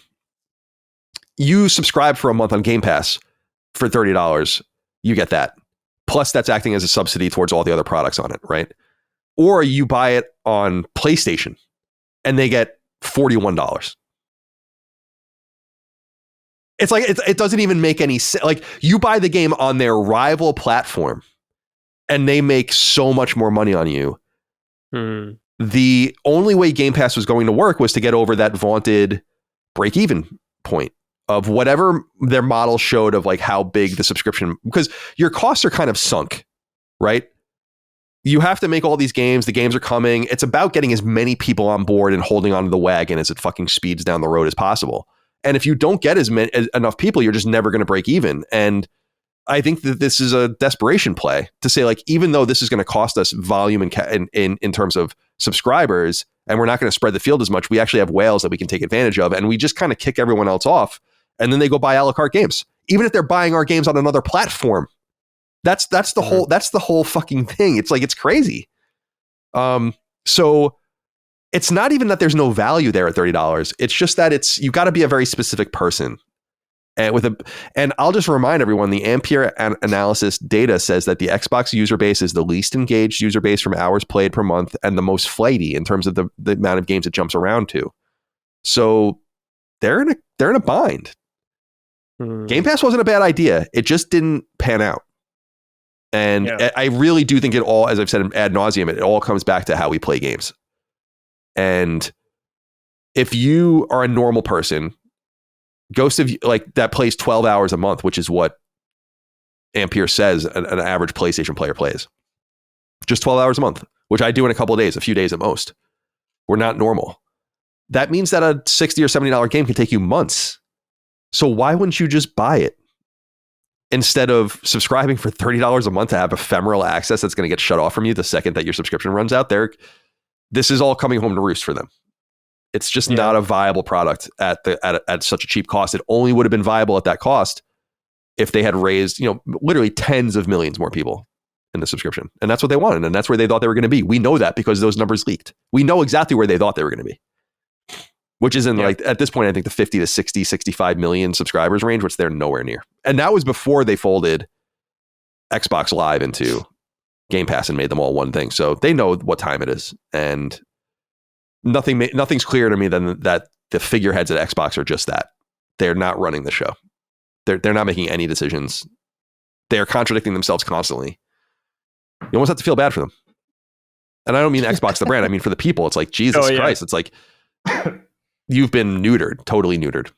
Yeah, it's out of their hands. I think, Colin, a big impact of this is just the 1-2 punch the brand has had in the past 2 weeks. Last week, it was the price raise of the Xbox Series X, or all the consoles pretty much. And now the Game Pass thing, a week apart from, dude, it's pretty brutal. Yeah. So I think you're right. They're just depending on the whales pretty much for the company right now. And at this time. They flew too close to the sun with all their investments, and there's just too much downward pressure now. And they got to extract value. They just have to do it, and they're going to do it. And they're wonderfully positioned as a publisher. There's no doubt about that. Yeah. I'm not disputing that they're making a lot of money. I'm talking about this specific model that they tried to disrupt the entire industry with, and basically only disrupted their own business. But it was a bold play. And if played a little differently, it might have turned out differently, but I don't actually think so. I think they kind of figured out what someone was going to figure out at some point. Yeah. But if you don't mind, Jason, I'm very curious about what you think about all of this with Xbox and such. Do you guys have any games in Game Pass? Do we have any? No, I don't think we do. I think we did at one point. No, there's some stuff in. Anyway, I think we had Atari Flashback Classics or something, a PlayStation Plus at some point. But that was about it. Let's see. What do I think? It's funny because the headlines first when they said 50% gain in Game Pass price, it's like, oh my God, am I going to spend $40 a month? I didn't even know what I was paying for Game Pass. I was just paying the fee. But I'm also the guy who pays for Netflix, and that's mainly just used by my sister and her family. And I never watch it. And that's $25 a month. Yeah, it's crazy. To pay for a bunch of movies that I don't watch in 4K. It's dramatic, the price increase for sure. And Colin, to your point, there is a specific type of person that would gain value. And I think that specific type of person is ironically the same type of person that's talking shit and planning to run away from this, because they are the old heads that are playing console games still, right? They're the ones who are shelling out $50, $60, $70 per game, playing more games per month than the average person who's playing Call of Duty. If you're only playing Call of Duty, if you're only playing Madden, this does not make any sense. And you've made that point previously where it's well, I'll just buy Call of Duty for $70 and then I'm done. Right. But for someone like me, for example, I still see value, though there may be months that are not. It really undermines certain things that enter it more as value adds, like a game like Hades, which is $20 being thrown into the $30 a month Game Pass tier. It becomes a substantially smaller value proposition when the price of the service is more expensive than the game in it. It makes more sense. Whereas say, for example, we just released, here's a better example, a very one-to-one comparison. Hollow Knight just entered Game Pass, right? That's $20, but that game is crazy long, super difficult. People can spend, an average person whose job it's not to play games is probably going to spend months on that game. Therefore, the value proposition is lost. Whereas if, and it's not, but if like the game that released the same day as Hollow Knight Silksong, Adventures of Samsara, which is one of our games, you can beat that game in less than 10 hours. That's a weekend game. All right, cool. If you stack that plus other games into it, then you've exceeded the $30 threshold. Cool, it makes sense. But that's also only for day and date releases. I see value in it because I would buy Ninja Gaiden 4. I would buy Keeper. I would buy The Outer Worlds 2. I'm the guy who buys Call of Duty for the single player. So if I get that as part of Game Pass, perfect. Now all of a sudden I've turned a $70 game that's supposed to be a month, year-long thing, and I've created a weekend game out of it because I like the campaign. So there, to your point, there's definitely value for those people who want it. What's interesting is that the middle range, the premium, is exactly this. It's basically exactly the same as what PlayStation has now in their extra. Yeah, the game catalog. Right. Yeah, like you're not getting things day one, but you're eventually going to get all the first party stuff, which is not really a guarantee for PlayStation. And PlayStation actually takes stuff out, which is super weird. But it's that same $14.99 a month, although they do a discount for 3 months and yearly subscriptions, which is interesting that Microsoft didn't announce that. And then the $9.99 a month is whatever. So that's just on the value proposition alone, where it's like, yeah, some people it makes sense. Most people probably make sense to drop the premium, especially since you'll probably keep buying games anyway. You buy the ones you want, then you don't buy the ones you don't. If you want to just play online, you pay $10. That's never changed, right? When you talk about platforms and what Microsoft wants to do, the thing that seems to be missed in a lot of this discussion is the Microsoft platform. The Microsoft platform is obviously Windows. That's it. That's what it is. And PC Game Pass is not talked about. That just got a price rise. If you want Game One titles on PC, it's $16.99. That went up from $11.99. So if you get that Xbox Ally, well, guess what? You want all your day one releases on that new handheld, $16 a month. Now all of a sudden you have a pretty good value proposition, right? Anybody with the Windows computer, like if you want to really guide people into that, Microsoft's like, look, we are a software company, right? We make OSs. We put all that stuff on there. ROG, yeah, sure. Release your handheld. What does it take off our back? Nothing, really. Give them this handheld. Get people dropping $16 a month. Asus, same thing. Lenovo, same thing. Asus is ROG, sorry. Lenovo, same thing. MSI, same thing. Go ahead, have fun. Throw our stuff on all these things, and now you have a platform. Like that is their ripest opportunity, while the console stuff seemingly is getting a little out of hand. And I come at this from a personal Xbox fan. Like I probably play my Xbox more than anything else, largely because I like the controller better than PlayStation. A lot of people feel that way. That's how I feel about it. So I think there's still a lot of opportunity with Game Pass. And I think Microsoft sees their largest audience of people to capture is on the PC side. And that's going to be, I think they've said it before, that's their growth. But you're also trying to capture a growing audience of people that just don't pay for games. Like you're competing with free-to-play stuff. So we scoff at the Fortnite thing, right? Or the Riot thing. But the amount of people that play those games and those games only, if you only play Fortnite and Riot, and then all of a sudden your value proposition for those games is better by paying for Game Pass, and then all of a sudden you could play a couple extra games on top of that, cool, I guess. But I don't really know. I don't know what the what is it called? I have it in front of me here. The Fortnite crew. I don't know what that is, but maybe that will entice people. A battle pass, and I think you get some like currency, like V-Bucks. How much is that worth? I don't know how much it is. Let me see Fortnite crew price. Because the battle pass is like $20, right? No, it's not. It's like $10. Oh, okay, got it. I thought it was $20. Yeah, it used to be at least. I don't know how much it is now. It's $11.99 a month. Okay, got it. All right. So fair enough. Also not a great value proposition if all you're playing is Fortnite. Yeah, it's kind of, that's the weird part, is like you're gonna like what, like I that's when I saw the that Ubisoft stuff is also weird. Yeah, like, it's which is cool. I don't really know what they're doing. I actually do know what they're doing. I think I know what they're doing. I think that they're treating their console fan base so badly that it almost seems like it's intentional. Seriously, like just it's exactly what you're saying. Like just interesting. It's like move to PC, move to Windows. Like we're going to work on these ubiquitous tools that will get your game catalog there, and what do they call it? Like a Play Anywhere and all that, which is cool. Yeah, Play Anywhere, which is great. Yeah, really cool. So I think, and I just think that it's so obvious. Like they are just nickel and diming the console people, which are like their most hardcore whales, while they realize the growth potential is nowhere near console. It's their console anyway. It's on PC, and I think that they're happy to have people over there. I also think like keeping the price on PC under $20 is really key, because I think that that's kind of the ignoring point. Once I think it's over $20 on your statement every month, you're like, yeah, it's kind of a waste of money. Right. And I've been much more strict about that in recent years, where I've just canceled everything. Like, and I just activate it when I need it, and that's it. Yeah.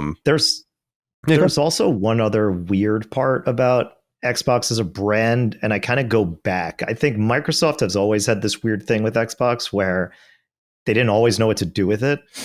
Do you remember Xbox Music? No, actually, I don't. Yeah, so when they got rid of Zune, they transformed Zune into Xbox Music. That's scratching something in my head. Yeah. And it didn't make any sense. And what made it worse was that the Zune app was perfect.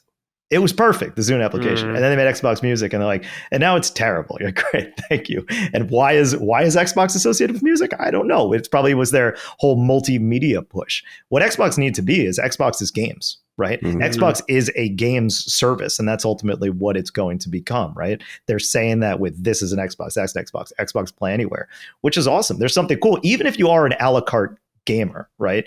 There is value if you like a console experience and then travel, right? I'm on a Razer laptop. I like to play games on my console. I played Lies of P. That was kind of my first experience with this, where I played Lies of P on Xbox, also had it installed on my laptop. When I traveled, guess what? I could pick up my save and start playing Lies of P on my laptop, which performed better than it would on a handheld if I streamed it.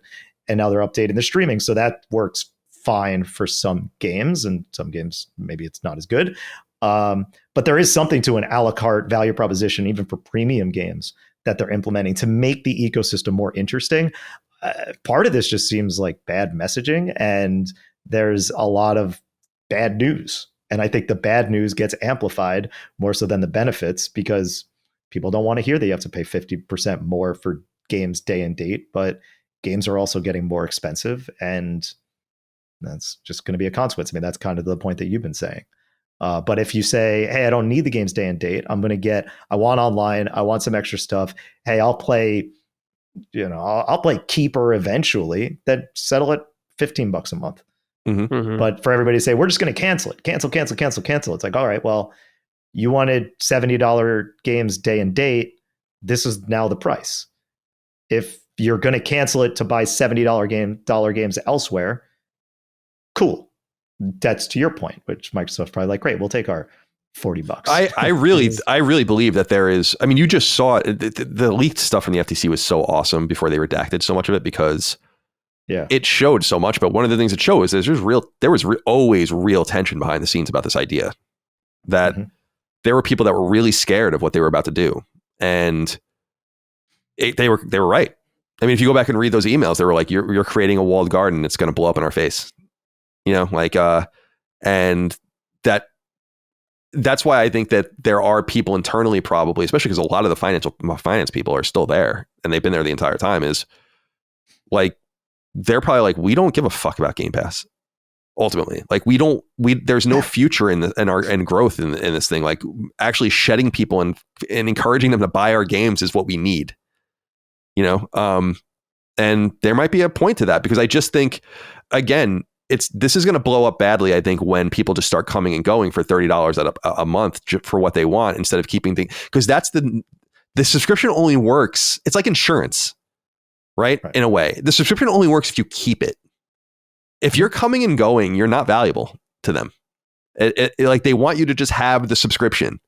And that's why they need to constantly feed it and always have something interesting and always something for you to play. And it's much like insurance. It's like without the people that don't use the insurance, there is no insurance for the people that need the insurance. Like it's so I just think this thing is like not on a death spiral, but I think it's capped out. And I think now they realize this will go no further than 30 million, 25 million at a $30 price point. Max. Well, they need to do a better job of onboarding people from Windows, like from the Windows platform, and telling people, hey, this is where you could play games, right? And maybe they're trying to do that by merging all these storefronts together, because for a layman that they might say, oh, cool, I could get this game here. It's like, yeah, you could take the Silksong example, right? $20 on Steam. You pay $16, you can get it right here. And then all this other stuff. Now, most people would say, I'm sure a lot of people, and you can see it now, right? You could do that on Windows right now and play your games there or go to Steam. But the Steam ecosystem is so strong that people stay there anyway. But if somebody doesn't care about Steam achievements or friends list or that kind of stuff, then they'll just play it on Windows. And the more they can make that obvious, the more they can onboard people there and create that connective tissue, the better it'll be for them. The thing that I will say, though, and I'll say this from think about it from a publishing perspective and an exposure perspective, is that while on the financial side of things, you can say, yeah, it's not great for Microsoft. It could be whatever. I don't know. They say it's profitable. Cool. I'll take them at their word. But when it comes to a curation of titles, it really did do a good job of exposing a lot of titles. Like if you got in there, then that was a lifeline for a lot of these games. The guy from No More Robots. I mean, those games always get on there. And who's to say that they would actually be successful if they didn't have that exposure to such a large audience? Yeah. I mean, I played games like Citizen Sleeper. I don't think I'd pay $25, $50, $30 for Citizen Sleeper, but jumping in and play it, that gives an opportunity from a consumer perspective and to create more brands for other companies as well. It's an interesting proposition. Well, two things on this, because first of all, it's that as far as this idea of value proposition for games that might otherwise not sell, like I don't think I would ever deny that. I think the argument has always been, at least the way I've always understood it, and I think Sean Layden is the one that says this about like there are no Corvettes in the parking lots of these studios or whatever, right? It's like you're undercutting, you're raising your floor and lowering your ceiling when you go on a subscription service, right? Like you're making it so that you'll get to your next game. I mean, that's why I always say it's like I don't begrudge anyone taking the money from Microsoft. It's like, yeah, you're surviving and you'll probably get another game now. And that's about as much as you can ask for, unless you're one of these, really prestigious teams that can just do whatever they want. You're like, okay, we survive. We have a few more years to figure things out. And we're not gonna sell bajillions of copies because we just put ourselves on a subscription service, but we're not gonna go out of business.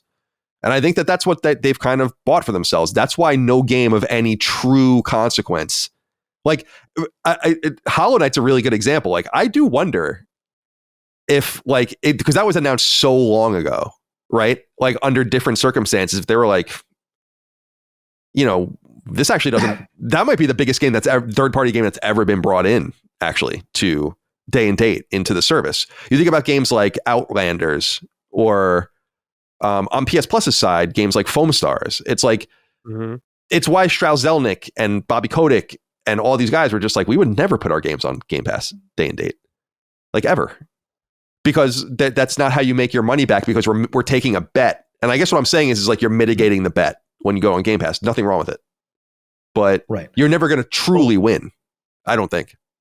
Right, but we have seen successes though, right? I think Sea of Stars, and you could only base this on what they said within the first 24 hours. That's a game that took a day one Game Pass deal and a day one PlayStation Plus deal and still sold 100,000 units in the first day, which is pretty impressive. I mean, it's awesome. And I think Silksong also had some insane and numbers. Expedition 33 is another example of a game. Yeah, as well. Exactly. But I think that those are. This is where I get into like why I think and because you said something else that was interesting too that I think is really important. It's like you take them at their word about the profitability. It's like I do too. I think that if they showed you the ledger and they're like, here's the math, and I'd be like, okay, that shows a profitability, but what about this, and this? Because this is not a silo in and of itself. It's affecting every part of your business, and you can't quantify it. You have to model it and at least make some sort of attempt to say, if we're giving away our games for, not for free, but part of our subscription service, then how many games aren't we selling? Like, and you can't possibly know that, but you could figure it out based on data about like, we think it's this or this. It's like mock reviewing. It's like you're kind of making a guess of like how a thing will turn out. And to me, I think that if you took all of that into account, I don't think it's profitable. Well, I put that aside mainly to look at the perspective of like the publisher, the developer, and you say, yeah, it's raising the floor. The floor is as low as it has ever been for games. Like a failure for a game is selling tens of units or hundreds of units. Yeah, I mean, I not a 20,000 seller is not the low floor now at this point. So for a lot of devs that would be susceptible to that incredibly low floor, it is a great proposition beyond what I think would previously have been, to your point. Yeah, you're sacrificing what's the opportunity cost, right? That's what it is. Are we losing out on potentially millions? Maybe, but you also could guarantee profitability or guarantee at least a break even, and then use that extra marketing push to get yourself over the edge and build an audience, especially if it's your first title. And you don't even know if the game's going to score well. You don't know if anybody's going to like it. It kind of locks you in. And if it's good, great. Then we use that cachet to build up for the next one. Right.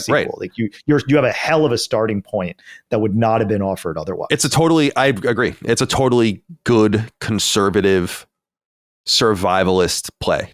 Like of saying like, we're going to get our shit out there. People are going to play it. They're going to give it a chance because it's going to have such a low barrier to entry. We can also sell a la carte elsewhere. It might benefit us. I don't disagree with any of that stuff at all. I think that it's had just, I think it's actually good for a lot of people involved in it. I don't think it's good for Microsoft. Like, I've long said that. I'm like, I don't know that you're going to like where this is going. And I don't think they do like where it's going. Because even there's all these caveats, even like hysterical caveats, like in the $15 tier or whatever, like that middle tier, it's like games after a year, not Call of Duty. Yeah, like that kind of shit. Like, I think that's so funny. Like, it's just because you know that game is costing so much money. Like, they're spending so much money on those games. I don't think people realize the Black Ops 2 or not Black Ops, the Black Ops 2021 or whatever release was reported at $600 million. Did you guys remember when that leaked? And it's like, so it's got to be way worse than that now. And they have 3 of them going at once. It's like, what do you think? These games just fucking grow on trees? Like, there's that's why I keep saying there's like this downward pressure now, this weight of being like, dude, and they're probably all being like, you guys got to make your money back. This was the biggest acquisition we ever made, right? As a company, not Xbox, all of us. And you got to do something. And I think that it's so clear that it's urgent. Like, that's the big thing to me is like behind the scenes, it's urgent. Because they're making moves that are undercutting themselves. And I think giving themselves a bad reputation with the very people that they need to satisfy the most, which is their core audience. And a lot of them seem disenchanted and disappointed, but this is kind of always where it was going to go. And I don't think it stops at $30. Just so everyone knows, like, I think it'll stop there for a couple of years. But if this thing survives and they keep going like this, it's no way. No. Yeah, the console thing is so interesting. To your point, I don't understand how that math works. Maybe it's because they've already made their licensing on Windows and said, yeah, we could get away with this here. This is the low cost on ramp to get more and more people in the Windows ecosystem. But who knows? And Jason, what you said also just resonated with me about like the amount of games people are selling and like how bad games are selling now. And I've said it on Sacred. It's like Tribreaker sold, I think we've sold a little more than 3,000 copies. And it's like, and when I saw that, I was sad for us, but I was also like, dude, like how bad is it out there and I'm not saying we're the biggest thing in the world, but I have a marketing platform with our podcast and we have like 50,000 listeners and it's like, damn, dude, it must be fucking horrible. You know, if you have you can't get the websites don't even exist anymore, but you can't really even like get their attention. There's like all these YouTubers and streamers with like disparate audiences and there's no one to really market the games. And there's a million games coming out at the same time as your game. And it's got to be fucking brutal, you know, out there. Because we've had games that sold 30 and 40,000 copies. And then we've had games that have sold this many copies. And it's like, damn. I wonder, you know, I wonder how the next game's going to do. We'll see. Yeah. All right. I know we talked a lot about Xbox and stuff sorry. there, but Jason, no, that's fine. Totally. Yeah. The audience will love that. But Jason, is there anything else you think needs sorting out this week? Yeah, let's get silly. right. This is so one of the weirdest pieces of news that came out. Speaking of Xbox, their closer, I believe it was the announcement of Gungrave Gore Blood Heat. Right. This was by developer Iggy Mob, and this is an Unreal Engine 5 remake of 2022's Gungrave Gore.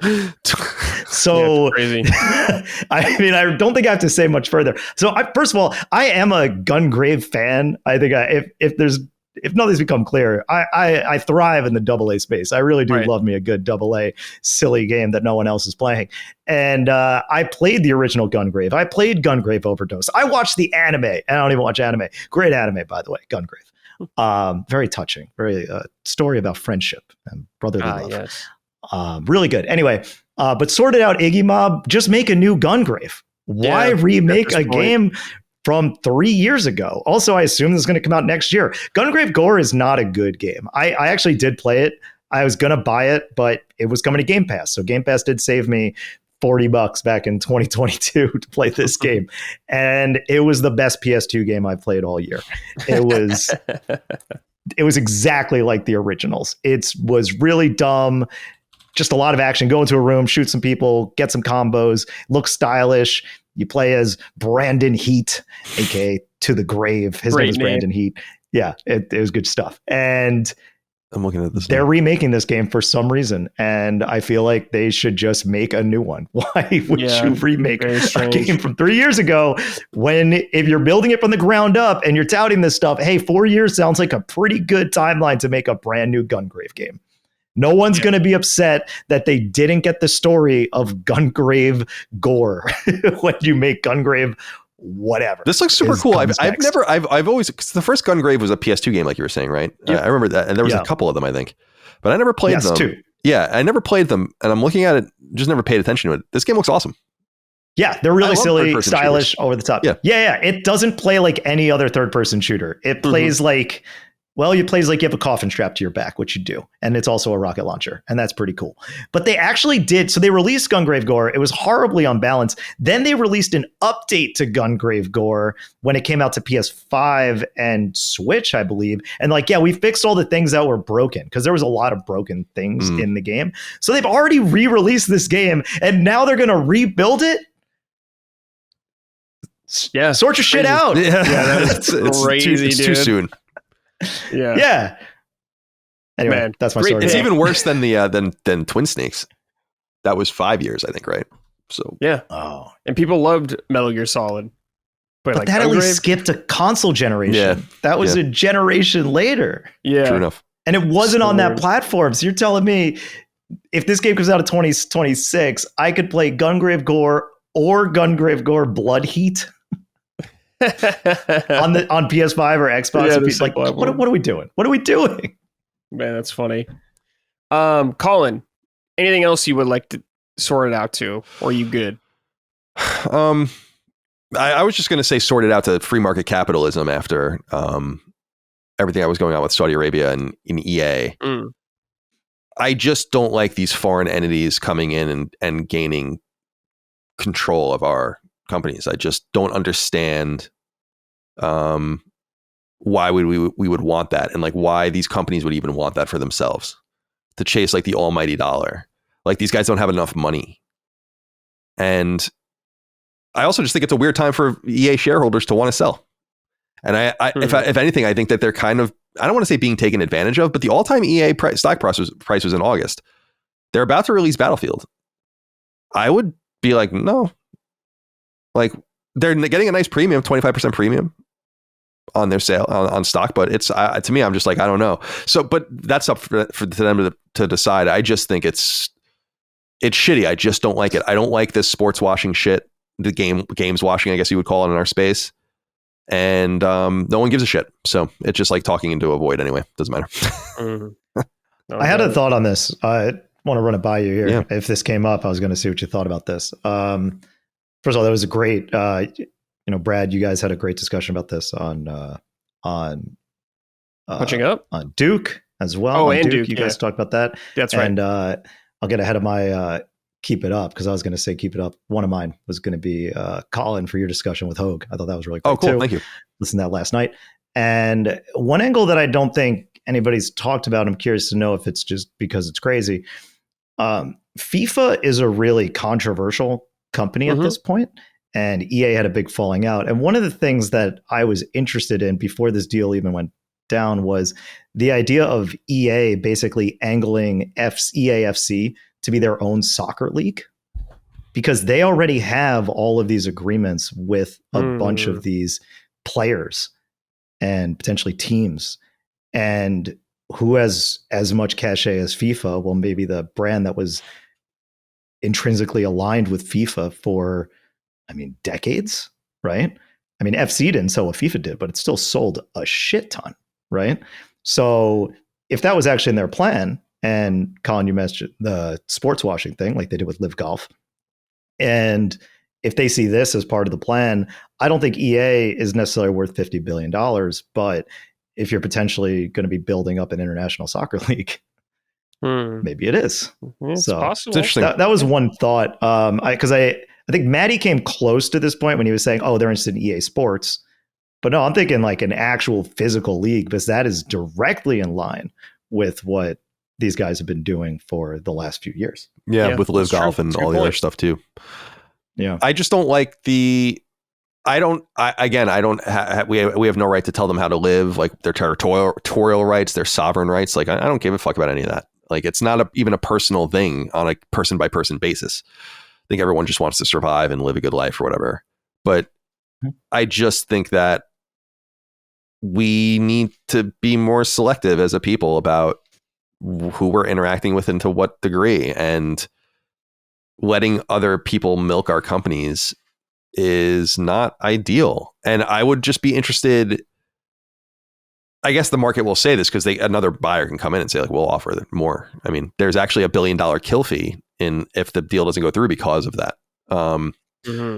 But I just look at it and I'm just disappointed in this. I don't understand this. I don't understand this chase for the almighty dollar when you already have so much. I get doing what you have to do to survive. I get being on like the lowest possible rungs. I get even owning a mom and pop shop and selling it to fucking BlackRock because you want to get out. And like, you really need the few $1 million or whatever, and it'll change your life. Like, that shit is way more understandable. It's way more understandable to like sell your your cottage that you inherited from a father-in-law or whatever, and you sell it to BlackRock and they turn it into a rental. It's like, that's one thing, and that's unfortunate, but that's one thing. But it's like these multinational businesses that are so wealthy and control so much. It's like, you want to like cash out? I just feel like it's just kind of heinous and shitty. And by the way, this is a leveraged buyout. So, and it's the biggest leveraged buyout ever in the history of humankind. So EA's debt was $2.2 billion. It is now going to be $22.2 billion with junk bonds from JP Morgan propping it up at high interest rates. We'll see. And as you noted, like, Live Golf ain't working out too well. So they've lost billions. So we'll see what happens. But I'm disappointed. I don't interact with EA really. Maybe once a year or something. Like, I don't even know and I was thinking it was probably Immortals of Avium was probably literally the last EA game I bought. And the next EA game I'll buy is Plants vs. Zombies. So we'll say once a year. I'm not going to play Battlefield. I don't play the sports games anymore. There's not much else. There hasn't been a Mass Effect game in years. There might never be a Mass Effect game again. Well, I was going to say, one thing I will say is that I do think this is what's so disappointing, is people are just taking like the low hanging fruit and being like, oh my God, the anti-gay people are taking over EA. We're not going to get gay EA games anymore. And like, gayness and Mass Effect. And I'm like, they're not going to do that. These guys are hypocrites. You better believe that they're not going to do that.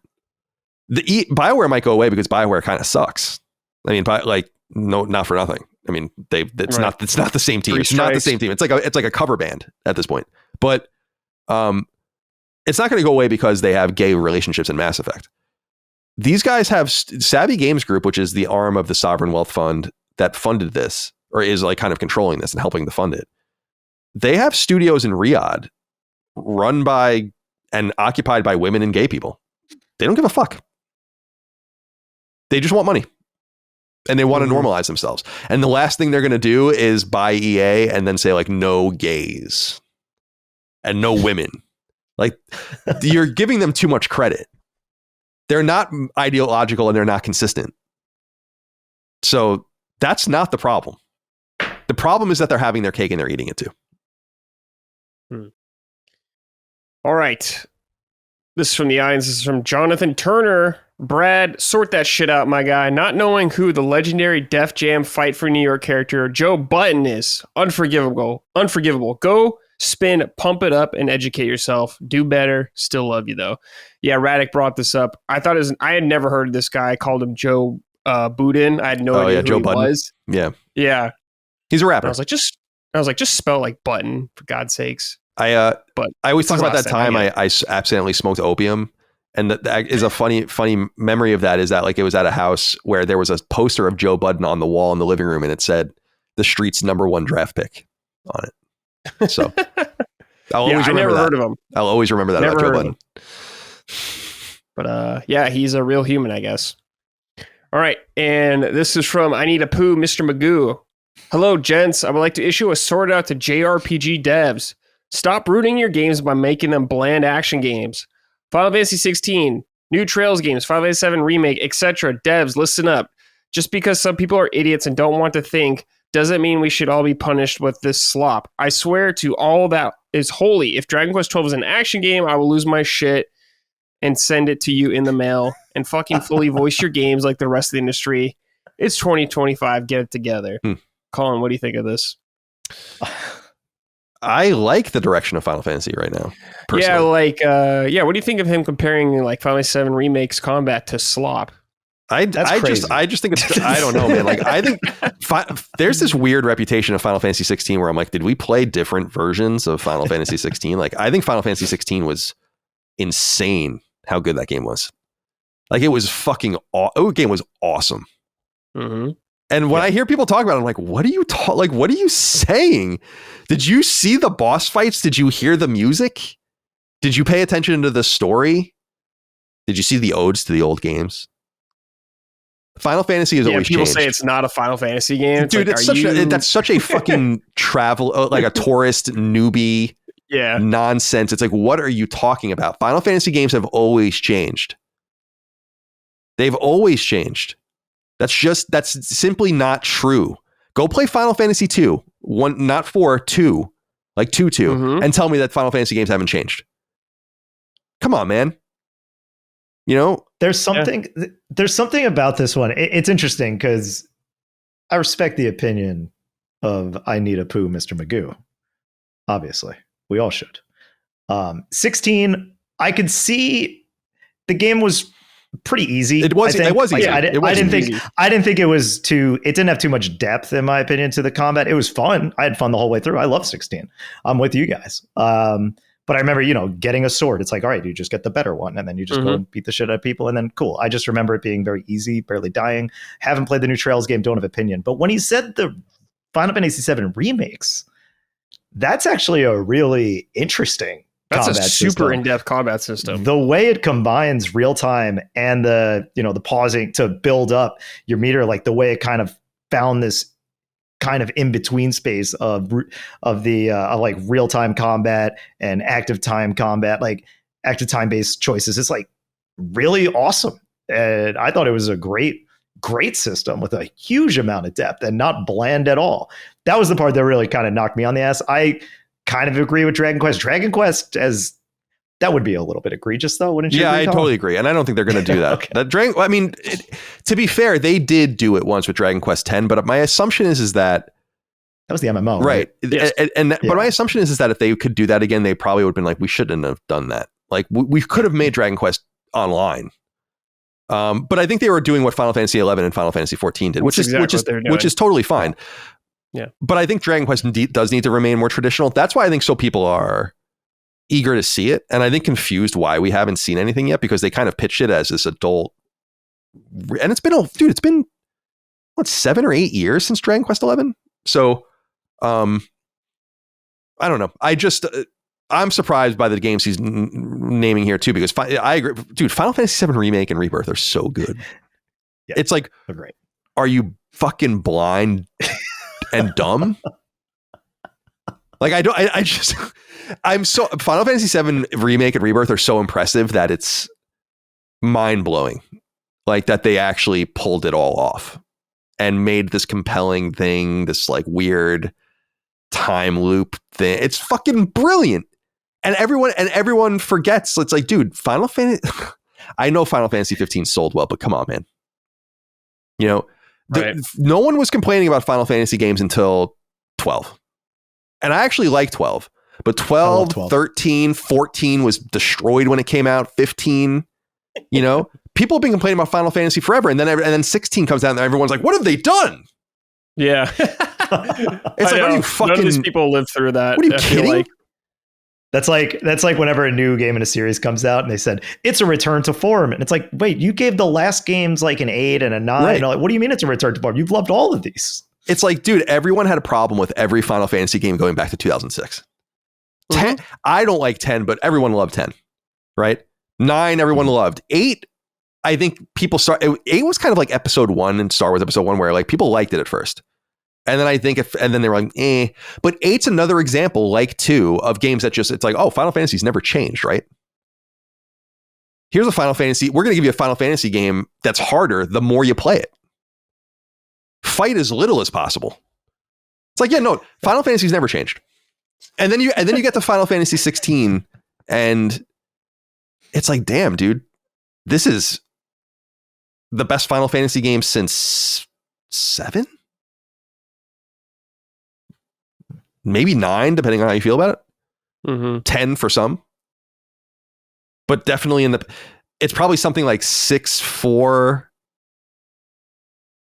7, 16 in terms of like best Final Fantasy games. So I don't know what the hell anyone's talking about. Just about that game in particular. I was so riveted by Final Fantasy 16.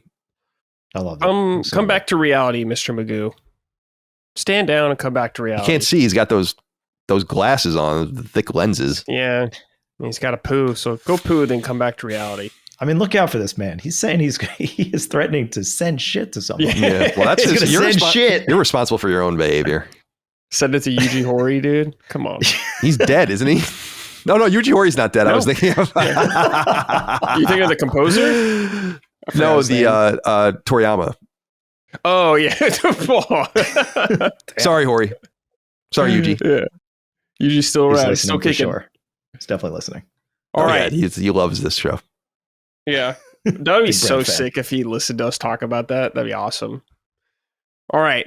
Exact opposite time. Keep it up. Stuff we're pleased with in gaming. I will go first just real quick. Keep it up. Steam. They're doing the autumn sale right now. Amazing deals on games right there. I just saw Hogwarts Legacy is $12.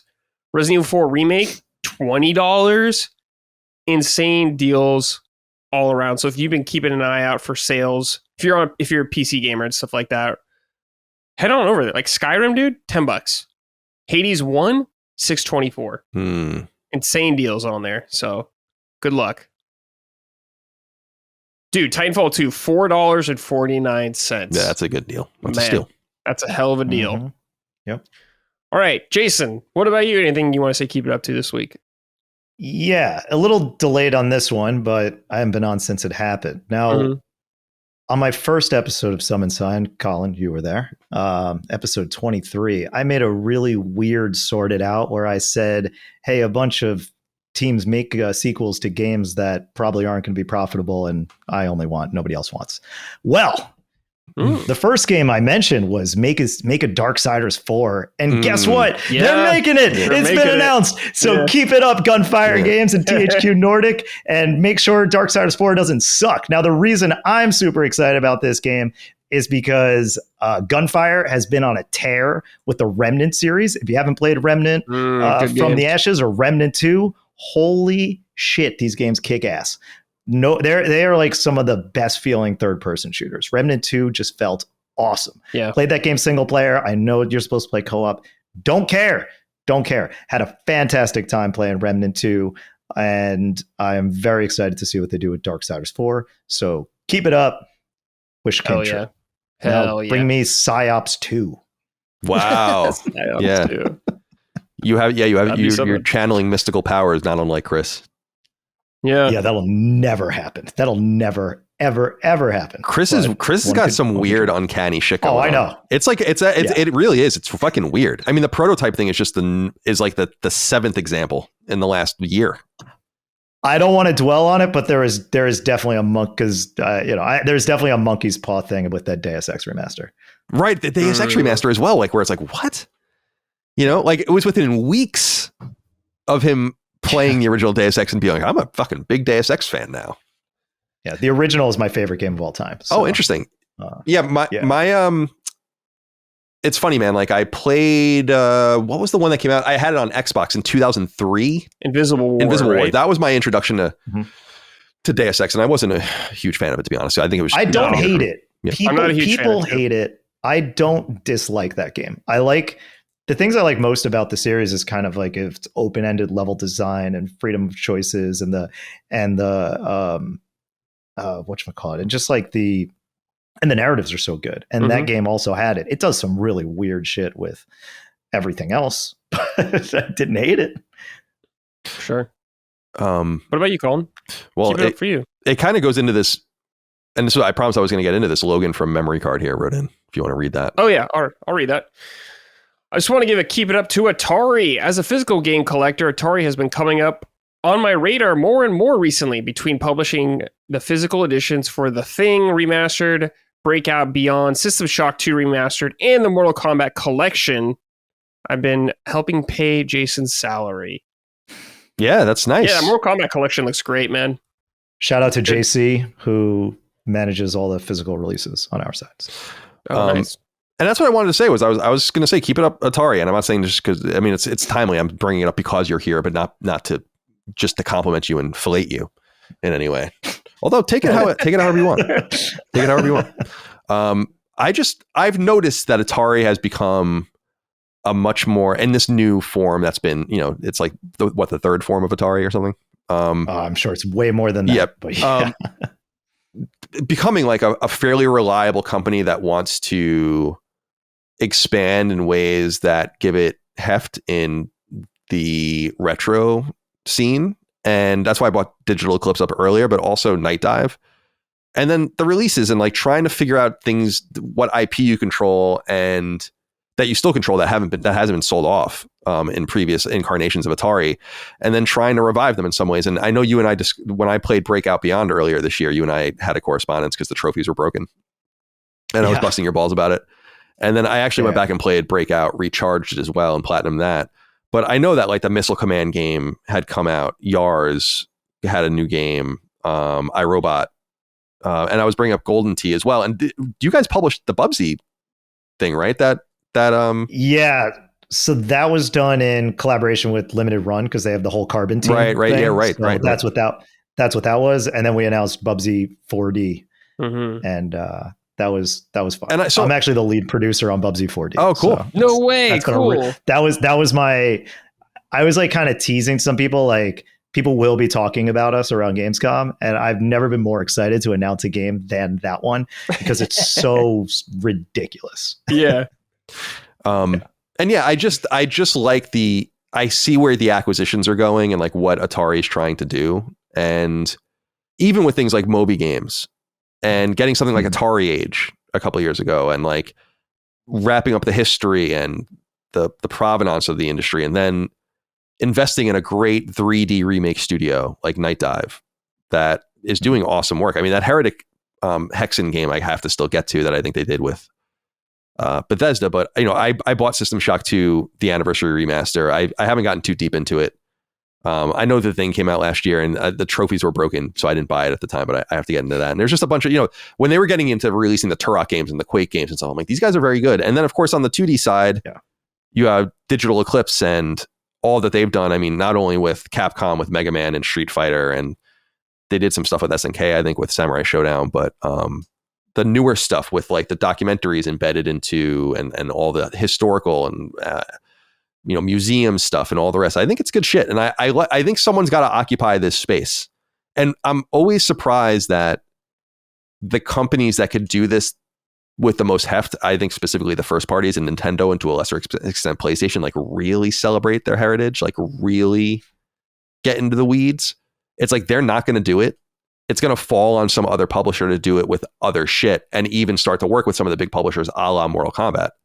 So yeah, keep it up. I think I'm noticing. I'm a noticer of what's happening with Atari. Thank you for noticing. You're very welcome. Yeah, get a Resident Evil collection going there, Jason. Hit them up. Make that start happening. You got it. I'll send an email. Let's see here. Nothing bad can happen. It can only good happen. Wrote it and said, keep it up, Sony, for how their recent collector's editions feel to open.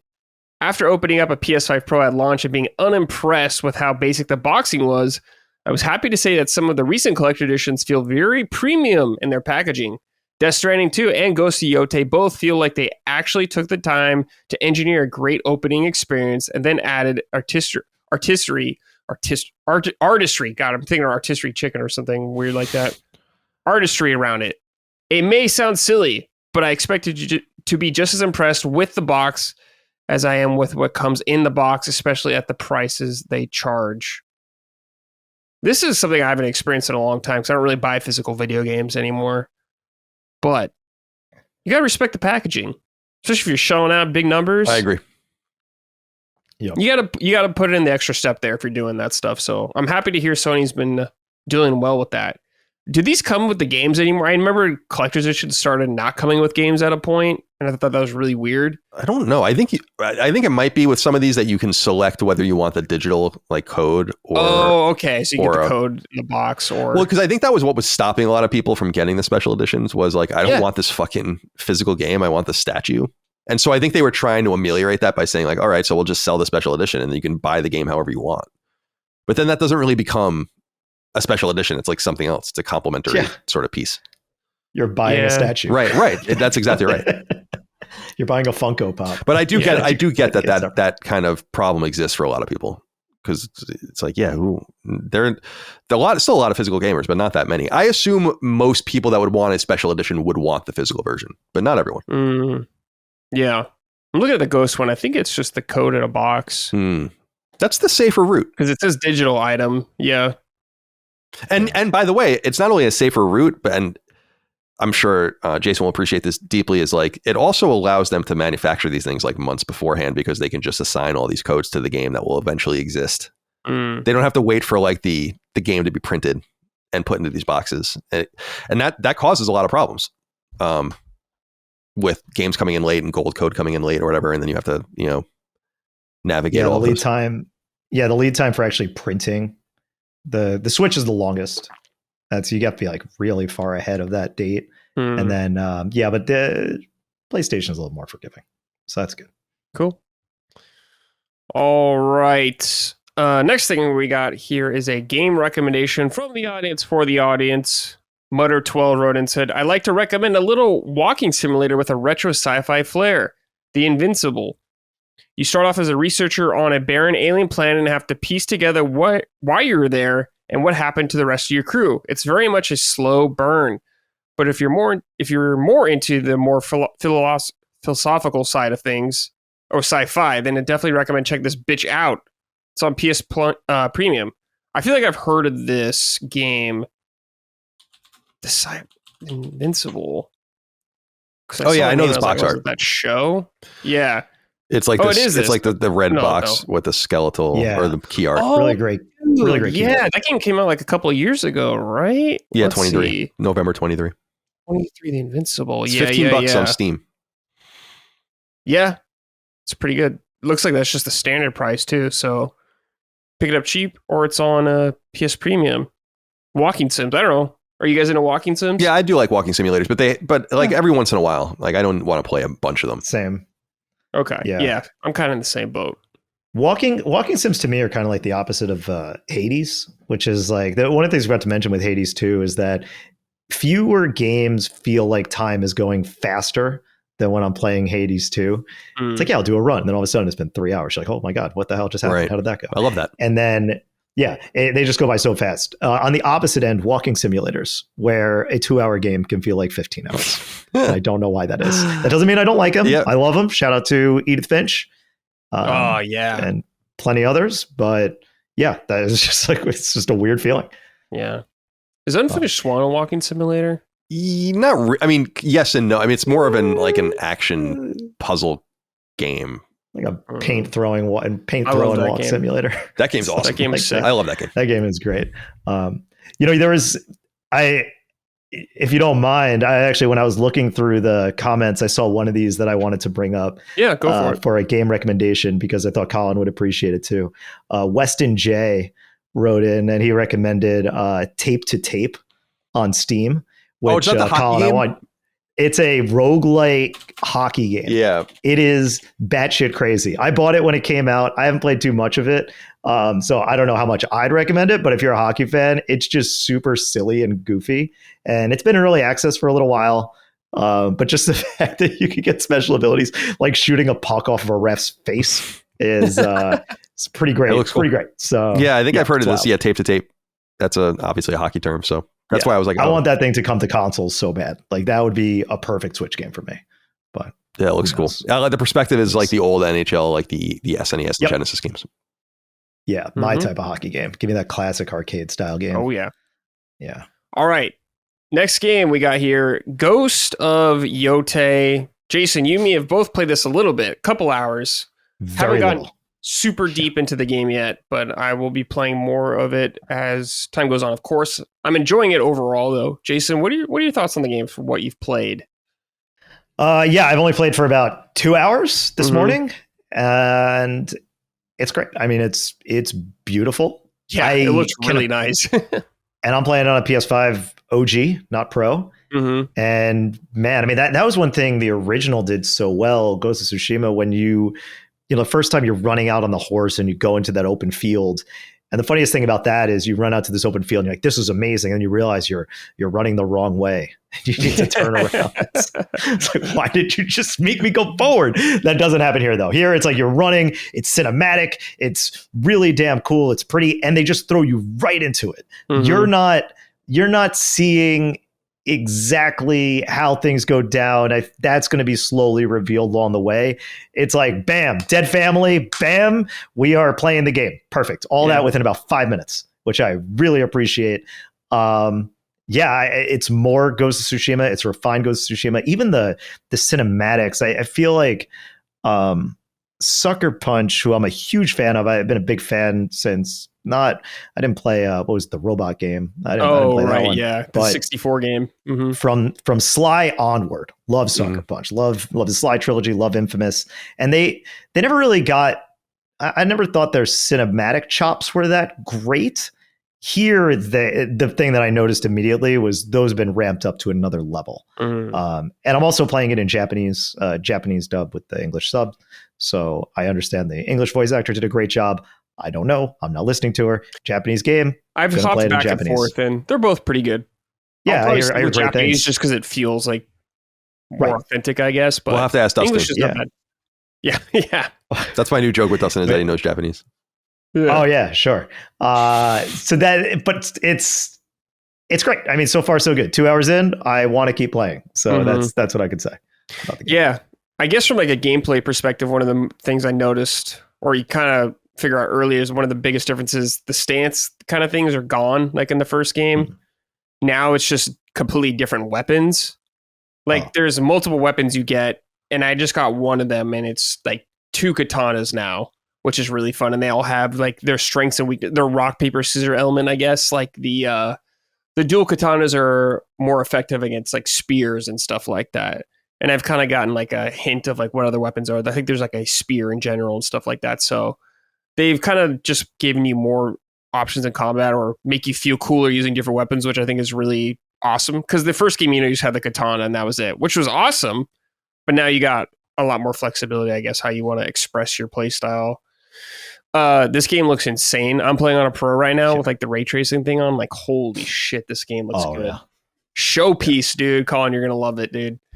It's I like bought it. Horizon. It's just sitting on my cross media bar. I won't get to it for a little while. Yeah, but man, I'm right about to get those dual katanas. Yeah, that first it's like weapon. super early on. They give you that kind of stuff.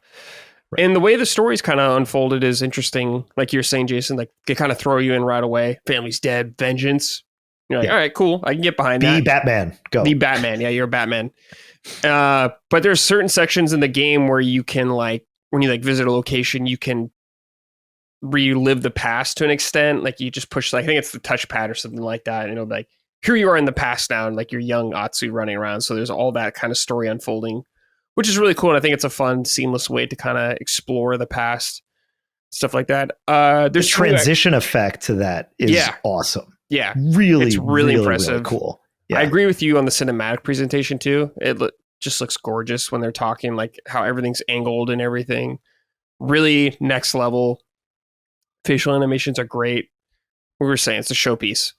Gameplay still really fun. Still feels really good to chop a dude. You feel like the blade going through him, but the DualSense feels awesome in this, by the way, too, with a lot of stuff you're doing. Like early on, you're like painting or you're writing with like ink and stuff like that, and you're using the touchpad, and it's a real fun advertisement for the DualSense, kind of like how Astrobot is. You're like, oh, they're using this in a kind of interesting way that I don't in many other games. So I've appreciated that. I know that's not for everybody, but I like when they do weird stuff like that. You got I think the instrument's called a shamisen. I forgot how you pronounce it, but it's like that guitar looking thing. You have that as Atsu, and you can kind of just play it when you're at a campfire and stuff like that, really immersing you into the world. Because that was a big part about Ghost of Tsushima. You know, you're sitting there, you're doing haikus, you're reflecting in the bath, you're reflecting on the past, stuff like that. That is still a big thing in this game, and just kind of selling you on the vibe. And I think it's super good. Environmentally, it seems, from what I've seen, which is very little, it seems more diverse this time around. Like I've gone into an area that's like much rapidly different colors and stuff like that. So I've appreciated that already. Some of the side quests I've run into feel very kind of like organic, how I've stumbled upon them. I just kind of see someone there and I go over there. It's not necessarily, you know, the Assassin's Creed or the Witcher 3 thing where it's just like question marks over there. None of that really. So it's been really cool. I got attacked by like a bounty hunter. That was awesome. He was looking for me, and I like interrogate him at the end to find out information about where targets were that I wanted, which is awesome. Like Jason was saying, Batman-esque kind of stuff right there.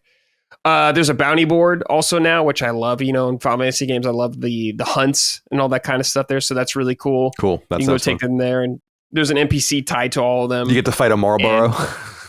Hopefully. That'd be awesome. Dude, I'm waiting for that crossover. Final Fantasy crossover in there. That'd be good shit. But yeah, I've only played like an hour or two, or a couple, probably like 2 hours, a little more. I'm very impressed with the game so far. I am really enjoying it. Of course, I'm still very early, so I got a long ways to go, but it's got all those trappings you remember with the first game, platforming and stuff like that, finding cool shrines, fun sword fights, really nice soundtrack. I haven't messed around with like some of the other modes they added, like the Watanabe mode. That's like the Samurai Champloo soundtrack. Gene really liked that. So I'll have to check that out, but I'm just digging or scratching the surface of this game, I should say, and I look forward to definitely playing more, but so far, so good. Yeah. But so something really cool they do, which is kind of subtle, which is the when you're riding the horse. I don't remember this from the first game, but when you're riding the horse in the fields, like it goes to that cinematic camera with like the where the letterbox comes down at the you can top and bottom. Change that anytime if you want to. If you just push R3, if you want it full screen. Okay. But it's so cool. It's really cool. Really cool. Because it defaults like when you ride the horse. Yeah, often it'll do the widescreen thing like that. And it's really sick. But if you just want to keep it more like how the rest of the game is, you just tab like R3. Like seamless, I guess. Seamless, yeah. If you're into that. Well, now that I know that, thanks. Now I'm going to mess around with that. And yeah. Because I saw that, I was like, this is cool, but it would seem weird to me if they just locked that. Well, I guess the question is, are they showing you more or are they just showing you less, right? Like Star Wars Outlaws had that option where you could play in that widescreen aspect ratio, but it was literally just chopping off the top and bottom. You weren't seeing more. Yeah, like the evil within. So I said, well, that's stupid. I'd rather see more and use the entirety of my screen. But if it's giving you a wider perspective, well, great. Now I don't think it's cool anymore. We're going to find out. TBD on whether it's cool, depending on what it's actually showing you. Yeah. Colin, I know you said you're not getting to it right now, but do you have any Any idea when you will? Probably next week or the week after at the latest. Because I was playing Cronos, which we'll get into, and then messing around with some other stuff, and then I was like, I want to play Ghost of Tsushima Director's Cut before Ghost of Yōtei, right. but I brought it too close together, and so I'm halfway through Ghost of Tsushima Director's Cut right now. And I still have to do the ET Island DLC and stuff, so I have a ways to go. Yeah, okay. Do you want to give some just quick thoughts on Tsushima, I guess? Yeah, sure. I mean, I platinumed it back in 2020. I really did forget about the entire game. Like, I really couldn't remember anything about it, to be honest. Like, I remembered how it was to play it. I remembered some little story beats, but I was like, yeah, this game, it's funny. It's hundreds of games ago. I just don't, I don't remember. Yeah. I get it. And it just didn't, and I feel bad talking. I've said this recently. I feel bad about talking about Ghost of Tsushima just because I feel like I'm fairly rough on it. I feel like I always need to qualify it by saying comparable to other PlayStation first party games and series. I think it's amongst the weaker ones, but it's still a really great game. I mean, it's an undeniably great game. I'm just not super into the subject matter and all of the rest. It's fine, from that perspective. Playing it on PS5 is awesome visually because the game is so environmentally pretty. And one of the things that I wanted to, it's funny you brought it up, is just like the cinematic value of the game, and that they kind of changed it in the new one. And I'm glad about that because so much of the stuff, so many of the cutscenes are like totally in engine, which is fine, but the game does have a dissonance between the quality of like the human acting, or not even the human acting, like the animation and the quality of the visuals. And then like, you'll see like these two characters that kind of look like, PS4 characters or whatever, which is fine. Yeah. Behind with this sunset with these trees and the silhouetting of like the shadows. And it's like the most amazing thing you ever saw. But like the characters, Infamous, I mean, to a lesser extent was like this, especially 1 and 2, where it wasn't as visually beautiful, obviously, but where it's like, yeah, it's a little, it's not Naughty Dog, in my opinion. No, but no. But, which is fine. And not everything can be. And they obviously make games much cheaper at Sucker Punch, which is good. But I bought Ghost of Yōtei, pre-ordered it a few days before it came out to pre-download it. So I have it, and it's waiting there. And I'm really enjoying Tsushima. It's just one of the, it's in terms of it being like a Far Cry like checkbox game, it strikes, that totally itches everything for me. That's good stuff. Cool. So I'm not going to complain too much about that. And I'm enjoying the story. And I think the voice acting is really good. And I like reflecting on peace every once in a while, reflecting on the future, taking a bath in the hot springs, seeing Jin's ass cheeks. But yeah, really, and gameplay, it shines with the gameplay. Like, yeah, in terms of the combat, it's not, I think I like Horizon's combat better and God of War's combat better, but I think it does a really nice job of, I like, you're always using the R2, using the face buttons, but then like the R2 button to constantly change your stances and stuff based on who you're fighting. It's cool. Yeah. So props. All right. I hope there's less stupid hats. There's a lot of hats already. I don't remember. I think that was one of my biggest issues with Tsushima, was that none of the costumes looked cool. They all looked really, really goofy. So I just basically locked into one of them. And then when I got the Sly Cooper stuff, I'm like, oh, well, obviously I got to go with that. But the main character in Yōtei looks awesome. And I'm really hoping that there's more cool looking customization options. Yeah. That's what I'm looking for. All right. Colin, let's talk about RoboCop Rogue City Unfinished Business DLC. Yeah, there's not so much to say about this. I platinumed it. It's its own kind of standalone game. You're basically climbing a tower in Detroit that's occupied by like these mercenaries. And so you're getting higher and higher into the tower, and you're getting like floor 2, floor 3, floor 4. It's like Dread, yeah. And there are some little distractions. I don't know if you guys played the RoboCop, the Nacon and Teon RoboCop game, but it's a nice little love letter to RoboCop. And it's actually, I haven't played it yet, but they apparently did a pretty nice job with Terminator as well. So these guys are making a AA style first person shooter. You feel like RoboCop.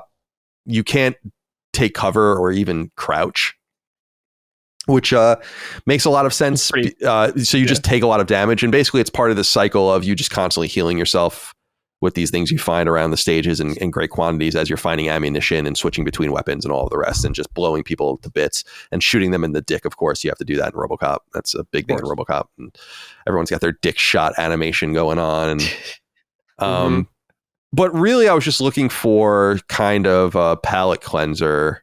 This was even before I played Cronos. I have to look at what order I played these games in. So yeah, I did. Right. So I had gone from Death Stranding to Death Stranding 2 to Ninja Gaiden Ragebound to Doom to Mind's Eye to Mafia to Snake Eater, and I platinumed all of those games. And I was like, I need a like a little bit of a palate cleanser. And I was like, you know what? I like RoboCop, the original game. I want to support these guys. So I bought it, and it was actually a more robust and larger package, part of the pun, than anything that I thought was going to be going on with it. It was fairly premium priced. I want to say it cost $30, something like that, which is a little expensive. It might even be more than that, which is a little expensive, but it was also a bigger product than I thought. It has some side quests in it. It has some different, difficulty levels, and obviously trophies to earn that you would have to replay the game if you missed them, and so on and so forth. So there's some replayability there, but really it's just a way for maybe an hour of floor or whatever to just kind of go around, shoot these dudes, get a little bit of a story, nothing to write home about. And certainly if you didn't play Rogue City, you shouldn't play this game because it wouldn't make any sense. But I guess this is a better way for me to just talk about RoboCop Rogue City as well, which is just a really cool game. And if you're a RoboCop fan, I don't even know if I'm a RoboCop fan. I like RoboCop 1 specifically. And I watched the movie right before I played the game. And I think that that's really important because it really is a well done love letter to it in a lot of subtle ways. And so shout out to that. Not too much to say about it, but wanted to put it on people's radar if you're looking for something to kind of cleanse the palate. But I would keep an eye on the price. I would say something at like $20 or cheaper would be a good price. Okay. Yeah, I've heard great things about the game, so happy to hear you enjoyed the DLC as well. All right. Next for me, I played about 2 hours each of Super Mario Galaxy 1 and 2 because they came out on Switch 2. Now that it is Mario's 4th anniversary, they decided to do a collection. Some of you may remember 5 years ago, we got Super Mario 3D All-Stars, which had N64 or Mario 64, Super Mario Sunshine, and Galaxy 1. But they had no Galaxy 2, and that pissed me off. But finally, 5 years later, they brought it out, but you got to pay a premium for it. And I know some people have a problem with that, and I understand. But I think these games are absolutely worth the price. Hell yeah, dude. I'll just say that. So just for anyone that isn't aware, you can buy these as the package together for $70, or you could buy them individually for $40 each digitally. So if you already own Galaxy from Switch 1, you can just buy Galaxy 2. However, these new games have gotten some texture updates, and they are 4K resolution native for both of them. But if you have the original one on Switch 1 that came in 3D All-Stars, I believe it does not get upgraded. So it'll still be 1080p and stuff like that. And I don't think there's an upgrade path. So be aware of that. So if you want the best versions of both of them, you have to pay $70 essentially, which is very Nintendo. And it just, I don't know. It is what it is. But in my opinion, these are some of the fucking best platformers around. Some of the best games around in general. Colin, I know you love Super Mario Galaxy 1 at least. Yeah, I like them. I love them both. 2? But yeah, Galaxy 1 is a fucking masterpiece of a game. Just absolutely incredible game. They are both 10s in my opinion. Yeah, I'm just like, these are probably some of the finest examples of video games you can possibly get right Galaxy now. 2 is a little less impressive for me just because we had seen so much of it already. Although it did new things as well. It was also probably the last Wii game of any consequence that I played as well. But yeah. Galaxy 1, man, just incredible. Absolutely incredible fucking game. It is. They are like relentless with clever and unique ideas in these games. It like never lets up. It never feels boring. I always feel like I'm discovering something new, and they're just throwing some really cool challenge at my on my way. Just the fact of the game with like the gravity and how it works, like you could be on like a very tiny like little moon or planet kind of thing. You can just like long jump and Mario will go around it, the gravitational pull of it. It's awesome. So sick. Yeah. And when you're like going between them and stuff like that later on, awesome. The only thing I will say against these games is occasionally when it's like switching perspectives of like Mario running around a planet or something like that, he can get kind of caught in like a little loop where he's like spinning around and he doesn't really know exactly. The game like doesn't know which direction for him to go with the input you're pushing. That happens occasionally, but that's like the only flaw I can really think of against these games. These games are fucking incredible. They are must play video games, I think, especially if you love platformers and you haven't played these games yet. You gotta play these games. They are full of wonderful content. And Super Mario Galaxy 1 kind of started, or was one of the, I don't know if it started, but it was one of the Marios where they like had a story kind of in it and unraveling with Rosalina and all that kind of stuff. And that was very un-Mario Nintendo like. That was from Koizumi, who's still around in Nintendo today doing a lot of stuff. That's kind of all his work. He was the director of this game. He also wrote like the script for Link's Awakening. So, and I know people love the story of that game. So he's got some chops on him. But yeah, the first game, super sick. Really love it. Really cool. Dude, the music is so atmospheric too. An outstanding soundtrack. Gusty Garden Galaxy, you know, if you've played the game, you can just hear it in your head right now. But I played like 2 hours of that one, and I was like, all right, let's move over to 2. And 2 is just kind of takes the concept of 1. What's interesting about 1 is there's like a hub you go through, like the observatory, and you run into certain sections, and that opens up the galaxy menu you could pick. Almost like Mario 64, you know, where you have Peach's Castle. Not nearly as in depth as that, but it's there. The second game, however, does away with all that. You basically just sit on like a spaceship that's like Mario's head, and you select stages from that. Kind of like the older games, I would say, like Mario 3 maybe, with splitting routes and stuff like that. But in this game, first of all, they add Yoshi, which adds a whole new dynamic. Yoshi's got his own powers and stuff like that. Using his tongue, you can like platform, he'll spin you around and stuff like that. Really fun. But yeah, they just went crazy with the amount of like upgrades and powers you can get in this game. Like Yoshi, one of his powers, he can like get powers, like there's fruits he can eat. One level I really like is there's this vertical wall that goes like straight up, but Yoshi eats like a spicy pepper and he'll start running really fast. So you're running up this wall and like dodging obstacles and collecting items. It's so fucking good. There's one where Yoshi gets like full of air and he's like slowly floating up in the air and you got to dodge all that kind of stuff. I'm trying to remember all the new like powers they added into, because they did, like the first game had like the bee suit. I'm trying to remember, it was the drill in the first game. Do you remember, Colin? It's remember. Like you drill underground. I can't remember if that was the first. I don't think so. I think that's the second. That would be in the second one, I think, but maybe. It's been a while. It's been a long time. But there's like the Ghost Mario power too, where he turns into a little cute boo and you're like going through stuff with his invincibility. Super fun. There in 2, there's this really cool power where you like turn into like a rock and you roll. Like if you guys have played Majora's Mask, it's almost like the Goron mask that makes you like roll really fast. Super rad. The power-ups are so fun in Galaxy 2. That's where they kind of like really flex a lot of the powers, and just the level design is also extraordinary. Some of the mechanics, man, you like see in this game and you're like, oh yeah, other games use these mechanics because they're so influential. It's been really interesting to play this in like a post Astrobot world, because of course Astrobot took inspiration from Mario, like most platformers did. So certainly it's been really fun from that angle. But I wish there just wasn't so many goddamn games out so I could play these and get 100% on both of them, because they're so fucking fun. They look gorgeous too in the 4K. The new textures are nice as well that they've added. So I know they're expensive, but I highly recommend these video games. They're top tier. Are you playing with Joy-Cons or? No, I'm using the Pro Controller actually.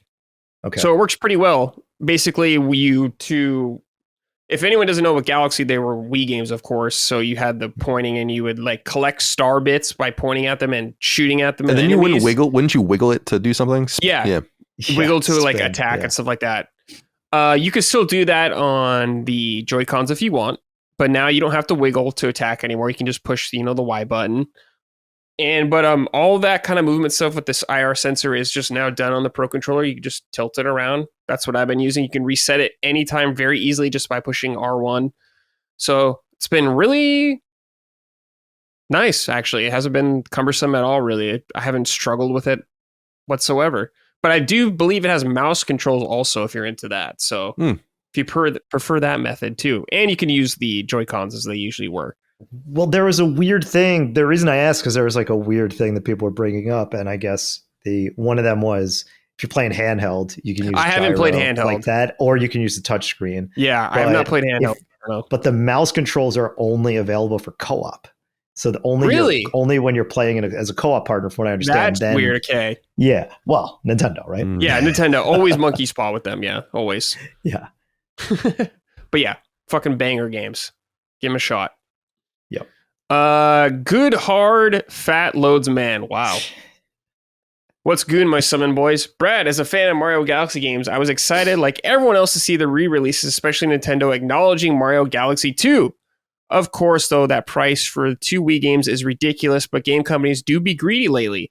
Aside from this stain, though, how is the game running? And are there any noticeable differences aside from some extra Rosalina pages in her diary? Thanks for always getting me through the work days, and I'll hang up and listen. I want to read Rosalina's diary. Yeah. Work days, and I'll hang up and listen while I fill that fat star from Mario Galaxy with my gems, my goon juices. Wow. Jesus Christ. Yeah. By the way, I have a huge. I love that. Rosalina is like my video game crush, for sure. I think she's a lot of people's video game crushes. Gene's a big fan, I know as well. So, but yeah, she's special. She's a looker, that's for sure. She's a special lady. But yeah, 4K, higher textures, redone textures, and it's very nice. I never thought I'd get to play a Mario game in 4K, but we're getting that with the Switch 2 for now, before it gets real stinky again. We got like maybe a year or two before it starts rotting. So let's enjoy it while we can. Yeah. All right. So Jason. Hey, dude. You know how it is to be a Nintendo fan. Yeah, I do. I understand. Yeah, you know. This is a great time to be a Nintendo fan. I never had a time like this. Now it's a great time. Yeah. Awesome.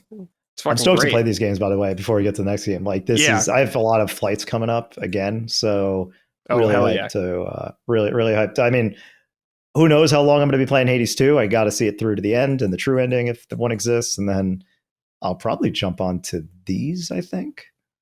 I don't know. I played 1. I never played 2. So 2 so good, man. Yeah, every other Mario game, not that one. Yeah. All right. Jason, let's talk about Metal Eden. Let me read these from the listeners really quick. This is from Logan Carter. Hello, gentlemen. Jason, it's great seeing someone playing Metal Eden. I picked it up after watching Marty's review. Who's Marty? It's Maddie. He meant to be Maddie. As it seemed like a great in-between game to play from Hell Is Us to Ghost of Yōtei. Just got the plat for it last week. Would love to hear what you think. P.S. Colin, tell a Southern man I said howdy. Good to see you, little boy. Yes. Is that the oh my God. Is that the saying they got down there? Is it howdy? Yeah. Well, we do say howdy every now and again. Yeah. Oh, man. Jeff and Nola wrote in as well. Said, hi, Summoners. This one is for Jason and Metal Eden.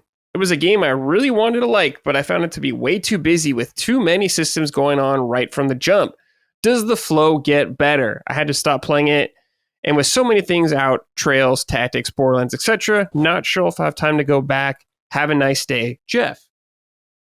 All right. So wherever you want to start. Sure. Metal Eden. I don't know if anybody. Do either of you know what this game is? No, I'm going to look. Yeah, I do. Right It's a first person shooter. People have recommended it to me, but I haven't. And I'm going to play it, but the trophies are apparently broken, so I haven't bought it yet. Oh, yeah. All right. Cool. The game is good. It's kind of like a Doom I suppose. Like it's trying to be somewhere between a Doom 2016 or Doom Eternal. I wouldn't say it's like Dark Ages, but so more like the other two, because it's like constantly looping you into arenas. Yeah, it's lots of weapon swapping. Yeah, it's incredibly linear. It's super linear. They're also bringing in elements from Titanfall with wall running and some platforming. So the flow is this: arena, platforming, arena, platforming, arena, platforming, rinse, repeat. 4.5, 5 hours later, you're done. That's it. Which is great length. I've said recently that I will pay more money for a shorter game.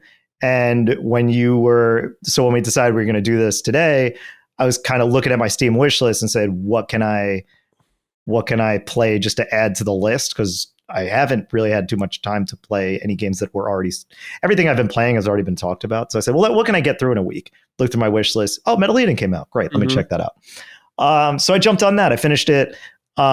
Basically the premise is there's something going on in the future. There's another planet that all of humanity's consciousness is on these core chips, and they're going to populate this planet or something. I don't really know. The story is kind of confusing, to be honest. The moment you start talking, you have like between all the arenas, you'll get spoken to by some AI. So it starts off with this guy Nexus, and the moment Nexus starts speaking, you're like, bad guy. I'm gonna fight that guy before this game is over.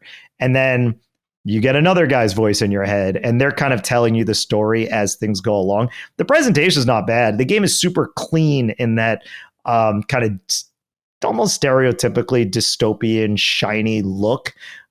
It looks good. It looks clean. It's not exceptional, but everything works pretty well. It's Unreal Engine 5, which is fine. It does it well. There are some slowdowns that I noticed, but nothing detrimental for a game of this speed. You don't want major hiccups, and there aren't any. It was enjoyable the whole way through. All the weapons feel great. The moment you start moving, you're like, this feels good, really good. I played it on Xbox. Again, controller preference.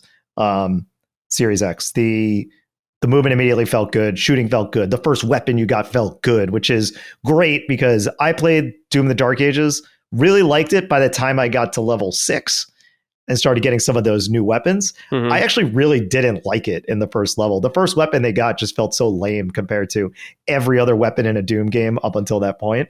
So this one, when they give you the first gun and it's just it's like a machine gun. It's all rifle that just kind of overheats with unlimited ammo. And that also feels great to the point where even if you're using it in the late game, you still feel pretty good. That was a great start. Also, the platforming feels really good. It's not difficult. I didn't die once in this game. Also, you can go super linear. You can go off. I played on normal. You can go off the beaten path to find some extra lives and maybe some money. But I think by the end of the game, I still had like 10 extra lives.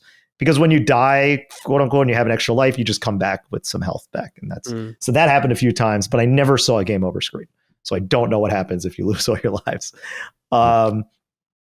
The twist that they have in this game, you're fighting a bunch of these robot-like things, and everything has a core in it. So you have the ability by pressing the left bumper to basically rip out their core when they are down to a certain health level. Some enemies, you could just do it right from the jump. And then you can either shoot that core at enemies like a grenade, or you can absorb it to replenish health and armor and put you in this like special mode that you could throw like this like super punch to basically take out some shields. To destroy shields of an enemy, you have to basically punch them, and then you could shoot them to wear down their health. If their shield comes back, you have to rinse and repeat. There are also some weapons. There's energy weapons that'll reduce their shield, whereas the other weapons will do better against health. The weapon variety is fine. There are also, you get a bunch of dust, which is your currency. Those can be put into upgrades, so you can upgrade various attributes. Like you can add a hover ability, you can add a slow-mo. The slow-mo ability, if you're going to play the game and you can choose slow-mo, don't. It is the worst slow-mo in any game I've ever played because it slows down everything, including yourself. What's the point? It is so pointless. But most of the upgrades I'm looking at, I'm like, what do I get? And it wasn't because I was thinking, I'm struggling to decide which one of these I want now. It's more like, I don't really need any of this stuff because the game was never that hard. That doesn't mean it's not fun. Like I had a good time playing the game. The movement feels really good. And there's a few arenas that use verticality to an excellent degree. Sometimes they incorporate portals that'll make you jump between them. There's jump pads, and they play around with the different enemy variety in a reasonable manner. But it's all very good. It's not like incredible. It's not amazing. There's also these moments where there's these 2 levels where you have these longer runs, and instead of traditional platforming sequences, you could turn into a ball. And those are just silly. I don't know why. Like Samus ball kind of thing? Yeah, like Samus. Exactly. Yeah, you turn into like a Metro and like Samus ball. But it's really weird because then you could shoot electricity from this ball to damage enemies, or you could shoot missiles, which take a really long time to recharge. And you basically are using your electricity to reduce shield of the enemies, then get out of the ball to shoot them. And it's just kind of pointless. Like the ball can go through lava, but it's all very scripted and meaningless. I don't know. It's like, why does this exist? It was really one of those parts of the game. It's fast paced. It's fun. It's breezy. respects your time. You're in, you're out. Some people might gravitate to the story. There might be some greater meaning because the final cutscene, you're like, whoa, what's all this about? Right. Was this just a whole allegory the whole time? I don't know. I don't know, Colin. If you play it, you tell me what. Yeah, happened, I'm gonna play it. I'm so pleased that you liked it because a few people have reached out over the last, I don't know, couple of months or whatever it was, saying like, you really got to play this game because I love my first person shooters and I love Doom and my boomer shooters and my newer shooters, all that kind of stuff. I just love single player shooters. So I'm gonna get to it. I just was waiting for the trophy situation to settle. So that's probably gonna be a holiday game, I would imagine. Yeah, it's trying to do some things that Ghost Runner does, and I love Ghost Runner. I loved actually, that's talking about something I said before about the subscription services. I played Ghost Runner when it was on PlayStation Plus, and then I bought Ghost Runner 2 immediately when it came out because of how much I loved Ghost Runner 1. Those games are incredible. Highly recommend it. I don't know, Colin, if they'd be for you. They're not shooters. They're more like, it's more about the melee and these one-hit kills for both you and the enemies. Right. But they're so kinetic. The level design is awesome. It's just the world design is really cool. They're like Hotline Miami-esque, right? Like totally. Yeah, it's like a first-person Hotline Miami. But with more, you have a sword. And the second game, they give you a bike. And somehow that works. And it just, you feel cool. It feels awesome the whole time. Every arena feels meticulously designed to feel fun, whereas this game, a lot of the arenas just felt fine. Like the balancing, like I didn't struggle with anything. Only a couple of them were kind of unique and interesting. So while it was fun, I was never like, this is amazing. And then the other game that I played that is this game, but like a better version of it, is Sprawl. Sprawl is definitely more of a smaller production, but that incorporates elements like fear, where you do have a functional slow-mo that feels really good and makes you a little bit more powerful. And that one seemed to do a little bit more with this kind of traditional platform arena, but with a lot more interesting things. Like I think I'll remember Sprawl a lot longer than I'll remember playing this game. Do I recommend it? Maybe. I don't know. If you haven't played Doom, play Doom. If you haven't played Sprawl, play Sprawl. If you haven't played Ghost Runner, play Ghost Runner. This game it's good. It's good. I think, if you have to put a number on it, it's a 7. Like there's nothing really wrong with the game. It's just one of those things where it's not truly exceptional in any given department. And I think the stuff they do with the cores, while it's an interesting twist, it's fine. It's fine. So, but I enjoyed it. I enjoyed my time. Okay, cool. Very nice. All right. Final game for today. Colin, Cronos, you guys did a Sacred Symbols Plus on this review, spoiler cast, all that kind of stuff. So you went very in depth with it with Maddie. So if people want to check that out, head on over to Patreon. But you got some thoughts you want to share here? Yeah, well, I just thought I would, since we went so deep into it, and it's really not a show appropriate for people that have not played it. Yes. Which is not many people, unfortunately, maybe a few 100,000 or something. Yeah, I wanted to just give it a shout out here, and I've given it a shout out on Sacred as well. I think it's one of the great games of the year. And I described it as Dead Space meets Singularity meets Everybody's Gone to the Rapture. It's kind of the best way I can put it. It's Dead Space-esque, obviously, in its third-person horror combat, and the nature of that, and kind of the enemies you fight, and all the rest. It's very familiar in that regard, even in your armor, and kind of and the sci-fi nature of it. It's Singularity, I think. Singularity is a 2010 FPS from Raven that I really loved, actually. And it was nothing really that remarkable, but it really stuck with me because of its Soviet kind of alternate history twist. And that's very much here as well in the game. This game takes place in 1980, 1981 in Soviet Poland. And it also reminds me of Singularity in that there is a mechanic in Singularity where there are old things and you make them new. So like you'll see like a crumbled staircase and you're like, boop, and then it becomes like a new staircase. You see like a wall that's broken with a door, and then you like boop, and it becomes like this new door you can walk through. In this game, there's a similar mechanic where you're using like these items to move bridges around and move roads around and find ways through. So it's quite similar like that. And then I think it's like Everybody's Gone to the Rapture in that it's this haunting.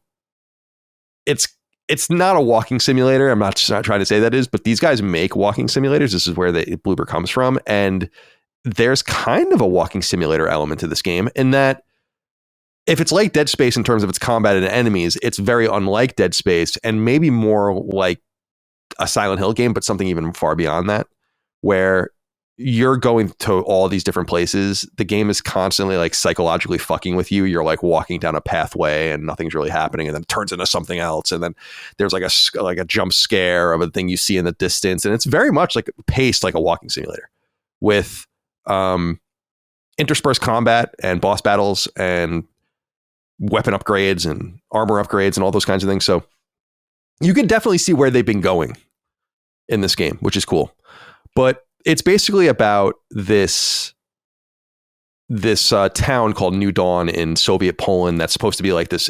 So it's an alternate history game in that after World War II, there's like the Soviets invest in this town in Poland, and it's supposed to be like the scientific dynamo of a town where like all this experimental stuff's going on. And you only really learn a lot of this stuff by reading. This is a very document heavy game. It's not like Control or anything like that, where you have to like, you're taking like a seminar on something. But there's like, a couple hundred things to read in the game. And you go about learning about the game, not unlike BioShock or something like that, by how much you put into it. And this isn't super spoilerly, it's stuff you learn early on. But if you kind of read and whatever, basically there's a part of this town in New Dawn where like they're doing this deep earth drilling and they like hit something. And it creates this thing called the Change, which is like this almost zombie-like outbreak that's like killing everybody. And you play as these characters called a character of a group called the Travelers that are like using time travel from some unknown point in the future to go back and extract people and try to like change the outcomes of these different things. So it's like some sci-fi horror thing. And the game is very communistic, which I think is by design. It uses a lot of mysterious proper nouns. So the Travelers work for a thing called the Collective, and their job is called the Vocation. And they're trying to affect this thing called the Change that creates monsters called Orphans that kill humans that they call predecessors, that leave behind spirits they call Essence. And for their essence to be kind of like connected to the future reality, they have to ascend. And so these Travelers do what's called diving, proper noun, diving into the past to try to extract these different peoples. So it's cool. It's like and I think that there is the game is centrally about collectivism and individuality and all of the rest. I don't want to get too deep into it because I don't want to spoil it for anyone. I also think this game very clearly was made during and conceived of during COVID, and it's so obvious. Especially in the first area, you basically learn about how this pandemic's getting out of control if you read the collectibles and talk to different people that you find and whatever. And that like, oh, is it real? Is it not real? The government's lying to us and maybe we'll be okay. And things are overblown. And it's just so interesting. I'll be interested to see. It's so easy to interpret it like that right now, but I wonder if people will interpret it like that in the future too. Like a book, for instance, that was very much inspired by Jim Crow or something. And you would and you could see like the themes, but you wouldn't necessarily know that's specifically what inspired it until you went back and looked at the copyright or you like read an interview with the author. I think a similar thing can happen here with this game. As far as the combat's concerned, it's just a third-person action shooter.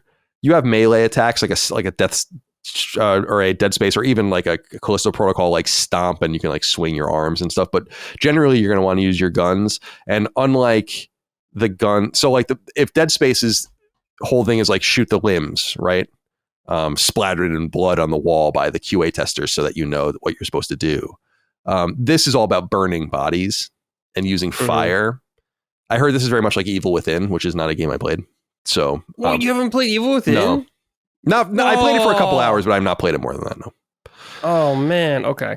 And I've obviously not played the sequel either, but I heard it's kind of similar to that in that regard. Yeah, you burn the bodies. Yeah, it's not so important. Like so I platinumed Cronos, which requires 2 playthroughs. You have to beat it, and then you have to beat it on hard, and you have to beat it on New Game Plus. So I did all of that, and the first time I was playing it, I was much more careful about burning everything or whatever. And you realize that it's not really that important. What basically happens is that enemies will come into areas and like they immediately like try to siphon these spirits of these other enemies, so they just become stronger and stronger and stronger if you let them kind of run around and start gobbling each other up. Collecting, So that's the emphasis or the impetus behind you wanting to burn the bodies. But generally speaking, I think it's a really cool idea. It's hard to get too deep into the story without spoiling it. I don't want to do that for anyone, but it is an alternate history sci-fi time travel horror game. And it's really quite mysterious and interesting. I think the combat is fun. So like there are pistols, shotguns, and rifles, and you have 2 options for each ultimately.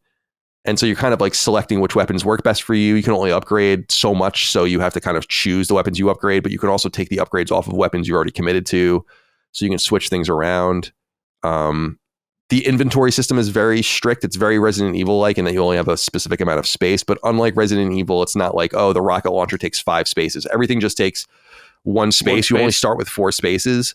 And I had noted this on the spoiler cast that I was reading like a trophy guide before I was playing it about like what should I be keeping an eye out for, and the ultimate answer is nothing, because you have to play it twice anyway, so you might as well just do a clean playthrough of it. So I did, and but they were saying like here's a few hints, and one of the things is like though it's counterintuitive because you want to increase like your ammo and you want to increase your armor, like you really should increase your inventory space because you're going to be so fucking annoyed.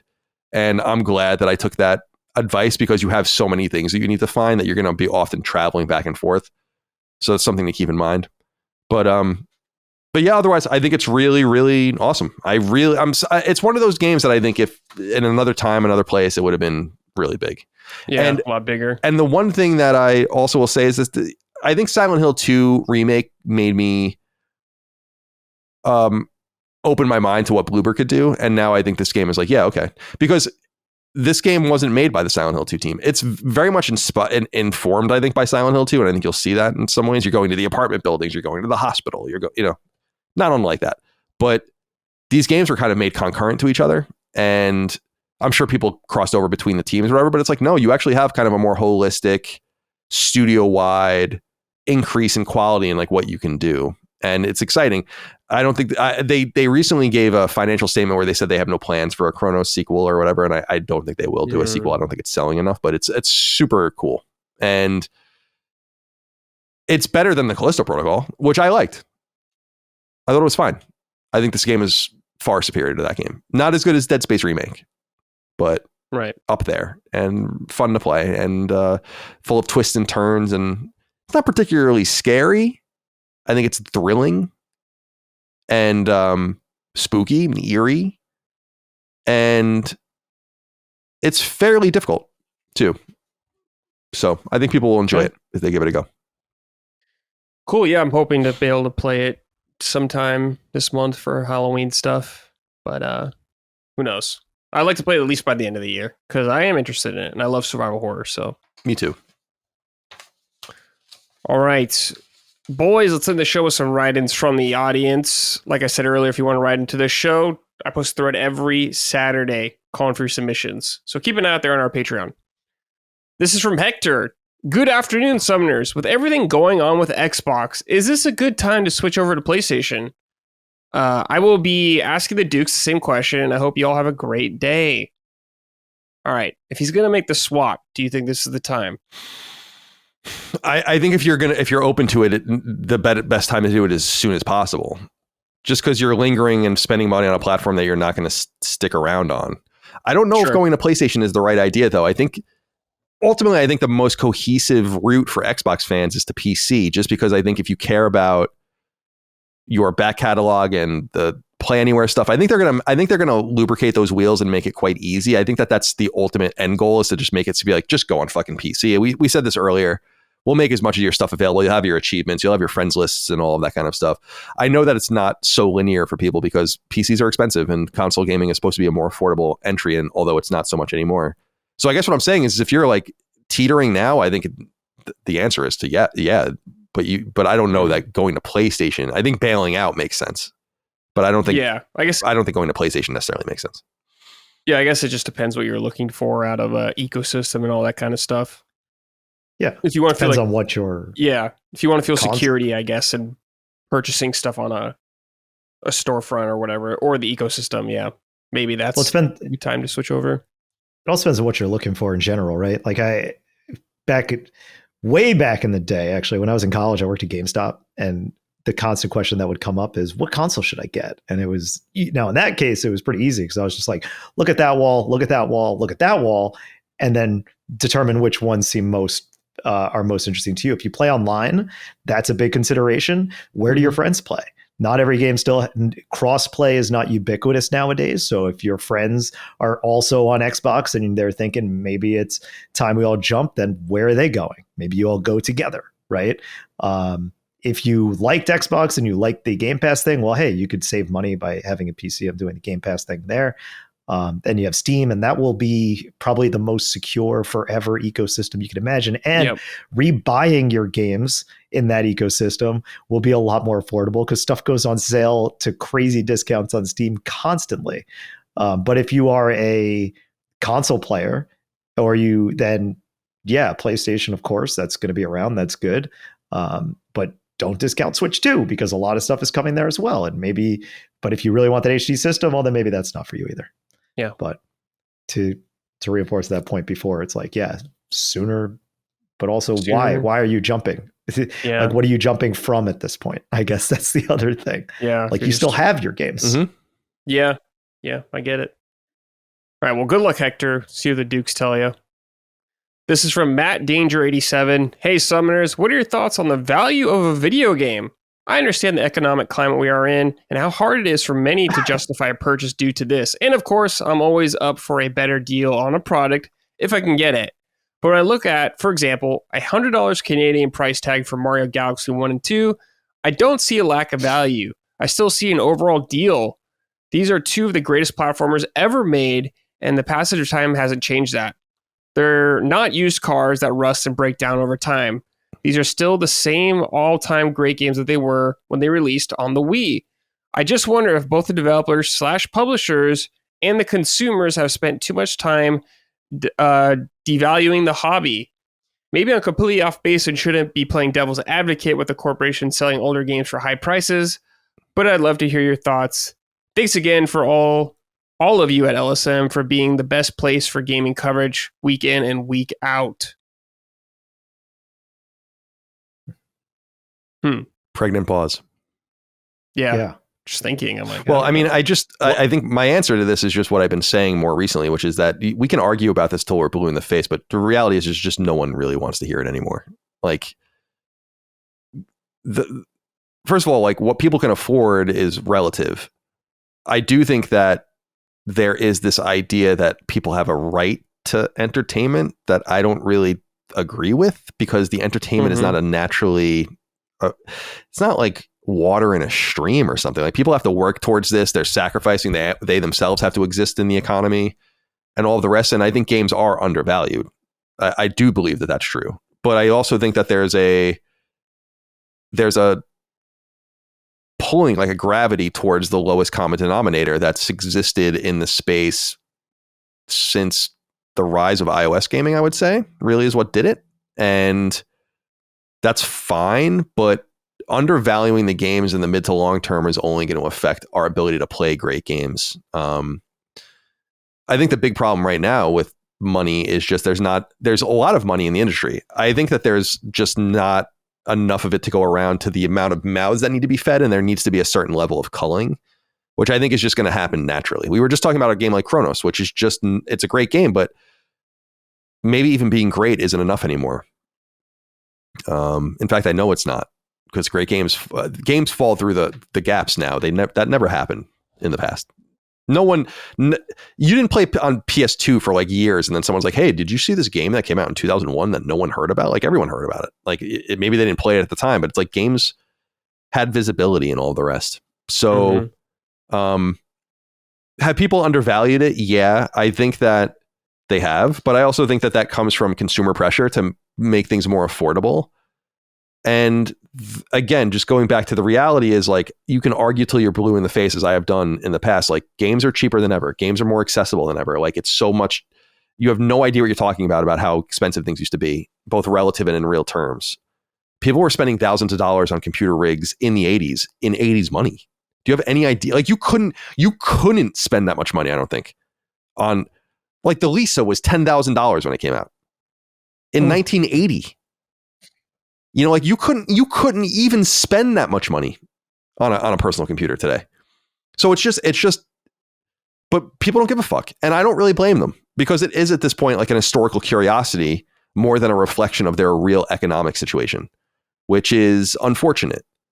But I really think the problem isn't even game pricing at this point. I think that games are, there's just too many mouths. There's too much, it's too much dilution. So no one wins, or fewer people win, fewer entities win. And this will create a natural culling that will probably actually bring costs down, because there'll be potentially fewer games that can require more eyeballs, which would be more affordable to people because they can spread the field. So I don't know. I'm going on and on, but I totally agree with what you're saying. I just don't think it's an argument even worth having anymore. Mm-hmm. Well, economies of scale. It's the first thing that happened when they announced the Game Pass increase to $30. I went to go get lunch. I went to go to a fast casual spot. It's $15 to get lunch. Like, oh, that kind of puts things in perspective. Now, granted, I live in New York, so that's different. But things are really expensive. You know, you buy a latte. A latte can be like $10. Yeah, it's crazy. Like meanwhile, I'm looking at a game, Peak, which is one of the biggest games right now that you could play on Steam. That's $8. Yeah, it's preposterous. It's preposterous. Like that's what I keep saying to people. It's like, why are you so willing to go shell out money on all these things, but not on video games? Yeah, but things don't really make sense. Like, why is Peak so great? How did that become so popular? How did Schedule 1 become so popular? That game's $20, right? And that game has sold millions and millions and millions of copies. Probably one of the most popular games of the year. And that game doesn't look on paper, on the surface, doesn't look it's made by one guy, right? Like, it doesn't look like a good game, but who's to say what's good? If the people say it's a good game because they play it, they're having a good time to keep doing it. Like, I know Dustin had a moment playing it earlier in the year. Like, that's good. That's how things break through. They break through in ways that they didn't before. And the value is ultimately determined by whoever puts the value on. It says it's worth this much, because they can say, yeah, it's $20 on one guy. Peak basically saved Aggro Crab after another Crab's Treasure didn't do what they wanted it to do. And they did that for a larger team, selling it for $8. It technically should be reversed, right? Yeah. But it's not. It's weird. Same thing with, I don't know, people were getting mad at Team Cherry for Silksong for being $20, but they said it was worth $20. They wanted to make it $20, therefore they made it $20. Should they have made that? And it's funny because Wade, our CEO, was like talking. He often says Hollow Knight's only $20 is before Silksong came out. He's like, that game, they could probably sell that game for $80 or something like that. Yeah. But that's if you equate quality or price to time value, which we've never done as a society, ever. And games never did that either. We talk about walking simulators. Well, okay, cool. Let's go back to Schedule 1.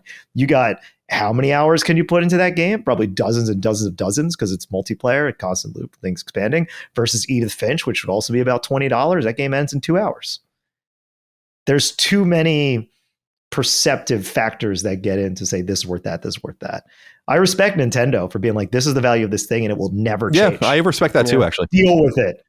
Deal with it. And they sell 30 or 40 million units at that price, which is crazy. Right.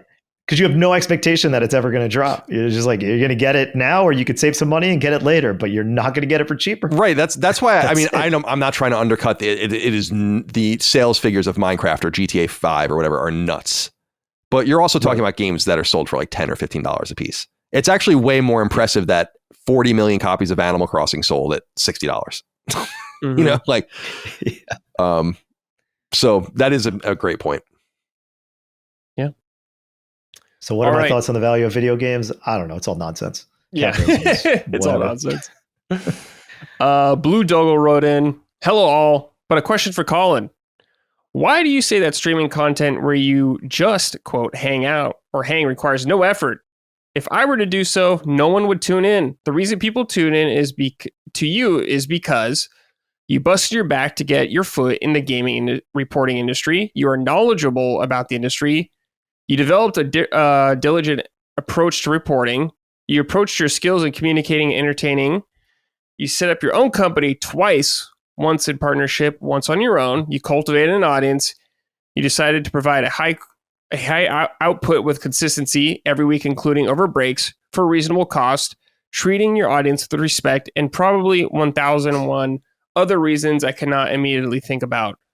It's only after these years of toil that people are interested in tuning in to listen. So I say that if the occasional lower effort stream provides you with extra interest, then please continue to provide that extra content on top of everything else. But it's only probably because of everything else that you do and have done that it will continue to be successful. So don't underrate it.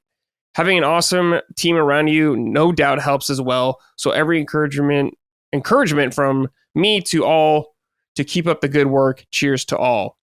All right, Colin, this is something you've talked about before, the low effort of React streaming and stuff like that. Yeah, I just feel bad. That's all. Yeah. Because it probably, maybe it doesn't come off, but especially for Sacred Symbols, it's like I prepare a lot for that show. I have notes, and obviously I have the run of show and stuff, and I'm researching things and watching things and trying to like collect my thoughts and all that. And I just feel like there should be some sort of effort. And reacting is, I've actually been trying to watch more React content recently, like especially with music, to just try to understand a little bit more like what people get out of it. And it's fun. It's fun. Like I get it. It just feels like, it's, as I've said many times, and I mean it, it's like, it is the lowest common denominator. Like, yeah. And it's not me saying like I'm too good for it. That's not me at all. It's me saying, I feel bad that you're watching this when, I did a 7-hour episode of Knockback in which I played The Last of Us Part 2 and took 40 pages of notes. And there are more people interested in me just talking about whatever. And it's like, yeah, I guess I earned that, but I don't know. Doesn't mean I don't feel bad about it. So I like to try to put effort into the things that I do when I can. Yeah. But I understand what you're saying, and I'm trying to lean more into it because it does seem like people enjoy it. And, but understand it's not me like poo-pooing it, saying like, oh, I can do better than this. I can do better than that. It's just that you don't care about what's better than that. So, okay, then you win. Yeah. Sometimes people just want like the quick gut reaction, I suppose. See the expression on your face and all that. But I appreciate I appreciate the kind words. Yes. Thank you. Jason, what do you think about React content and stuff like that? I like the chef reaction guy. He's fun. But it's in the similar vein. It's not for me. It's same as, I don't know, like if a showcase is happening. Actually, what's funny is I had a moment like this because you guys reacted to the opening night live. Yeah, right. Normally I'll just watch a showcase. I don't watch the commentators or anything like that. I'll just watch the showcase. But when I looked at it, I was in Germany. I was with my coworker, and I saw it. And when I went to YouTube, your video was there first. I said, all right, well, let me just click that so I can get it because it was just about to start. And I click it. And then that's when we found out Bubsy 4D was the opener. Oh, and in the opening, in the pre-show of Opening Night Live. And Dustin says, this looks like shit. I'm like, oh no, does it suck? And then everybody else said how good it was after the fact. Nobody on the stream, but nobody, but like, seeing the reactions afterwards, like, all right, okay, cool. People actually like it. But it's fine. I'd sooner watch the thing. It's the same thing with people streaming games. I'd rather play the game than watch somebody play the game. But that's my take on it. I prefer to engage in the source as opposed to watch somebody react to it. But, I guess I listen to all simultaneously while you do prepare all that stuff for Sacred Symbols. I do listen to the three of you reacting to the news for 4 hours. That's true. So what does that say? But I understand the prep that goes into it that you do, because you do actually create a whole script. You don't just regurgitate the news. You actually frame it in your own voice and contextualize it. And that's the difference, right? I try. Yeah. So again, it's just all back to that. It's like, I get different strokes for different folks that people are into it. I understand the joy of watching other people react, but I also feel like I'm at my best actually when I just have a moment to think. Yeah. Cause you have like, it's not that you have one shot. We do say the same things over and over again. It's the same fucking topics over and over again. But if you, I don't know. It doesn't matter because we're going to continue to do it. I think we'll continue to mix it in. But I do like the more prepared ones. I loved that E3 1995 one we did, for instance, which I did a lot of research for, where we streamed like the E3 1995 press conferences and like went through a bunch of footage and all the rest. And I was like, this is awesome. Like I learned a little bit I knew a lot about it, but but I even learned things myself. That's the other thing that I like about it is it's an excuse often to. That was what was so fun about doing Colin's Last Stand back in the day was I'd like come up with I'd find this topic like when I did one of my favorite episodes of that was when I did the secret U.S. Army plan for a moon base in the 50s. Which is like awesome shit. Like it was totally dead up serious and like this is what they were thinking of doing and how they were doing it and all that. And I just read the original declassified, pieces and read some books and did all these things. And I was like, this is awesome. I know so much about it now. So it's almost like an excuse to do a little research for yourself and then kind of relay it to others. But I think a lot of game content, honestly, is pretty low effort because when people, and I'm not saying that we're the biggest thing in the world, we're definitely not, but when people compliment us, it's like, damn, dude, like it must be pretty bad out there because some of this stuff is a little fly by night, like, let's be honest. Sure. Yeah. All right. Colin K. Mar wrote and said, hello, summoners. Today I have a question I don't believe has been addressed here before. Have any of you tried gaming on an Android device? Recently, multiple companies have released Android-based dual-screen devices intended for DS and 3DS emulation, with the addition of Retro Achievements, a platform for collecting achievements in retro games. I have found myself suddenly interested in Android when previously it was something I never would have considered. Wishing you all the best, Colin. Android Colin, stinky. not our Colin. I was going to say, I don't think Colin has ever used an Android device. The only Android device I probably ever used is the PS Portal. Yeah. Yeah, no, that's not for the retro achievements thing is cool. I really like that they do that. It works through emulators, right? So yes. Yeah. That's a little, I appreciate it, I don't really give a shit if you're emulating NES or SNES games or whatever. I don't care. So I would do the same thing probably. I just think it's the newer stuff that's a little bit unsavory, but I don't know if they even get to that. Yeah. If I can buy it, I'll always buy it. But if I can't, I'll emulate it. So there's a thing called Ioneo Thor? Oh, the AYN Thor. That's the thing that's been making waves recently in this community of these. I forgot what they're called. It's one of these things that I've followed, but never actually pulled the trigger on because it'll just be one of those. It'll be like this, and this isn't the same, but it'll be like this little guy, the play date, where it's like, oh, this thing's cool. It's got a hand crank. I could do this thing, and it's fine. But I played it 3 times, I think, and that was it.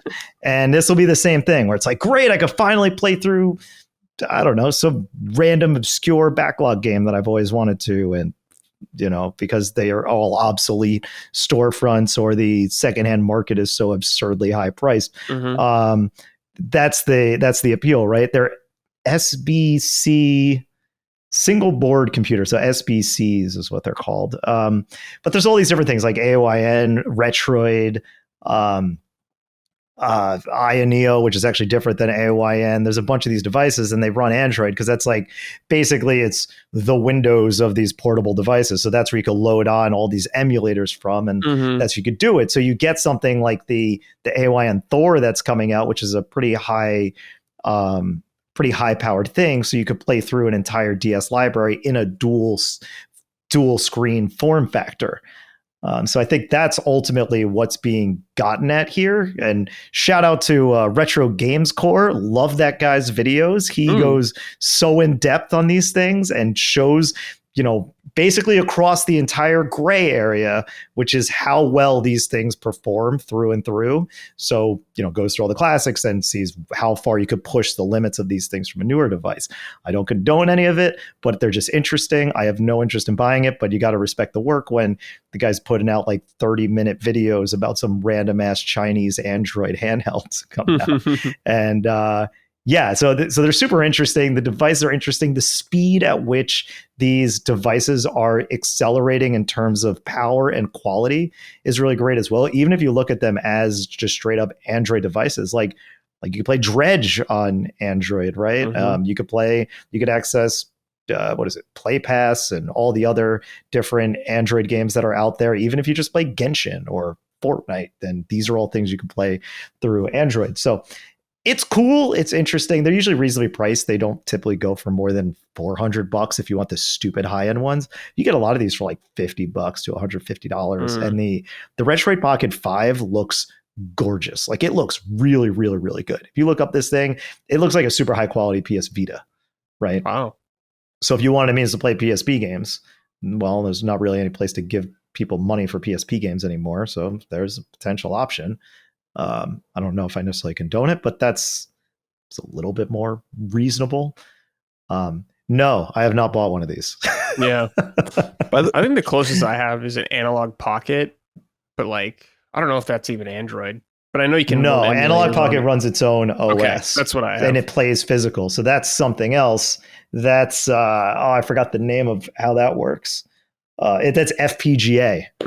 So like you have actual hardware or like it's on hardware emulation versus software emulation. Gotcha. I was going to say that this is useless knowledge. The retroachievements.org website, by the way, it has twice as many registered players as PSN profiles. So it's a lot bigger than I thought. I thought it was kind of a more niche thing, but it's a 1 point. People want those Nintendo achievements. Yeah, I mean, it's such a good idea. Nintendo should be doing it themselves on their own games. You know, I don't know how many times I have to scream that from the rooftops. I think Nintendo fans kind of like it that it's not happening like at this point. Oh yeah, your wife and Gene. I think it's weird and I want that. I'm always versed those two. I'm always wanting achievements. It's obviously an intentional move. Happen, you know, they would love them. They would love them. These things are cool though, and it's cool to an extent. I think for obsolete hardware, like you look at something, what is the real morality line if something like Nintendo discontinued the 3DS, and you could never get that stuff digitally anyway, and on the original DS. So you can't play any of that stuff. You can't buy any of that stuff. If you bought a DS, everything you'd be buying would be secondhand. None of that would actually go to Nintendo. None of the games you bought would actually go to the devs. And now there's new hardware being produced that you could actually play those games after the fact. So if these could theoretically exist in perpetuity after those other things tend to cease to exist, which is interesting to me, legal issue aside. Yeah, well, I agree generally that I don't obscure like defunct hardware, and especially games that are just hard to find or expensive.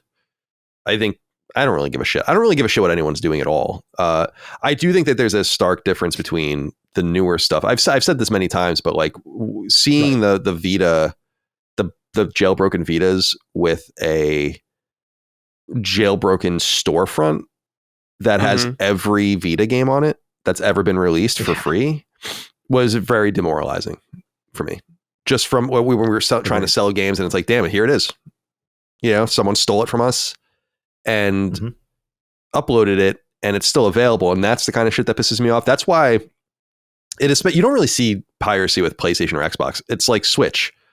And the way that people are like so into it and brag about it and stuff, I'm like, that's such like, I don't mean to be mean, but it's like such a loser, like broke energy to have like this brand new piece of hardware and reveling in the fact that you have a game that you didn't pay for that could easily be purchased. It's stealing. And I just think that there is a major difference, but I think eventually it does fall into the realm of like whatever. And I think that certainly all of the cartridge based hardware is in that space, and probably all of the early CD based stuff is even in that space at this point. But I do think there's a major difference, and I just try to encourage people to spend if they can on these games, even if they're available elsewhere. I mean, Atari, I mean, shit, man. Like, yeah, 100%. Absolutely. Yep. No, I agree. We're on the same page. All right. Last writing here is from Chris Levois, a Cajun boy or something. Good day, Summonussies. Colin, have you seen the trailer for Parasite Mutant?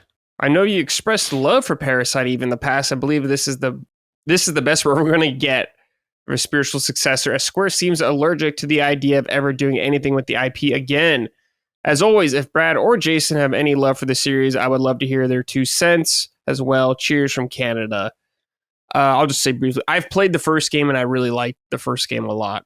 The other two, I don't have any experience. Yeah, Third Birthday, I didn't really play. I did play like an early version of it when we would get like, you know, well, you remember you get the early UMDs. Yeah. Like these silver UMDs. And, but I really like Parasite Eve. I try to encourage people Parasite Eve is a Resident Evil role-playing game, basically. And now, to be fair to Capcom, or I'm sorry, to Square, I do think it's important to note, and it's something that I didn't know until I was older, is that Parasite Eve is not their IP. And so I don't know that I don't know that it's as easy as it seems. It's based on a graphic novel. And I didn't know that until I was an adult. Like I straight up played Parasite Eve and Parasite Eve 2 when I was in high school and didn't really know it was based on anything. I don't know why I didn't know that. It might even be in the credits or something. But when I discovered that, it made a little bit more sense because it's probably not as trivial as you think.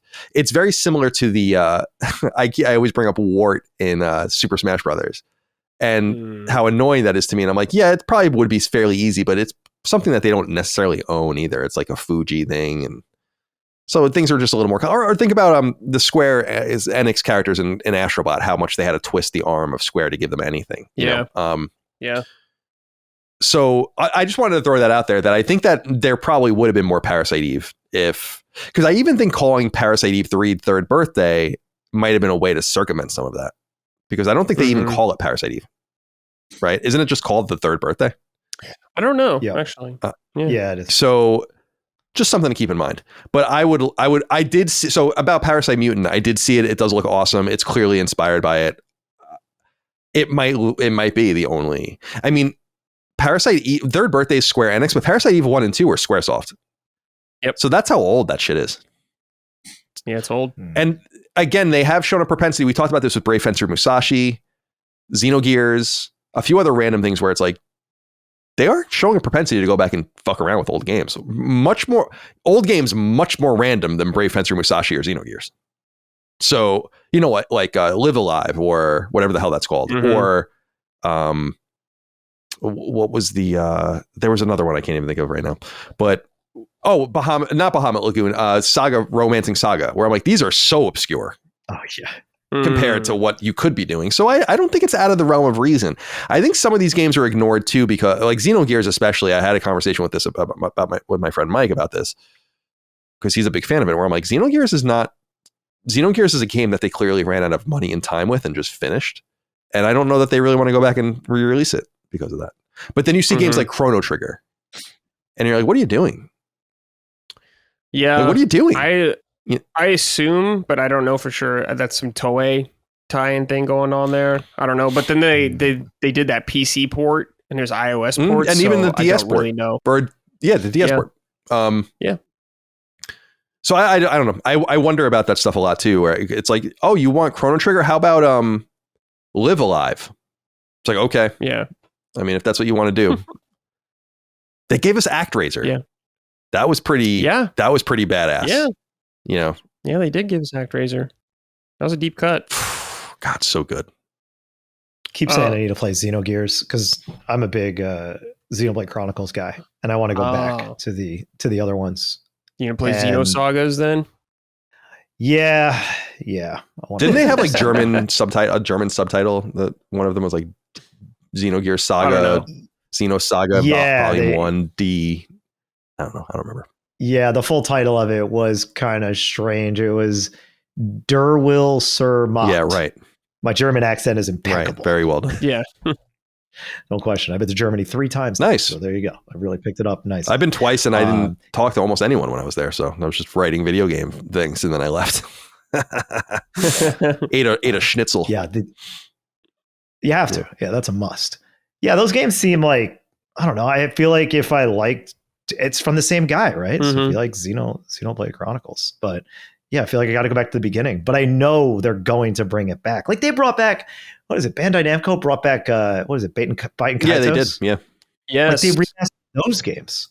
That's the same guy as well. I saw also Namco is releasing their very first game. Did you see this?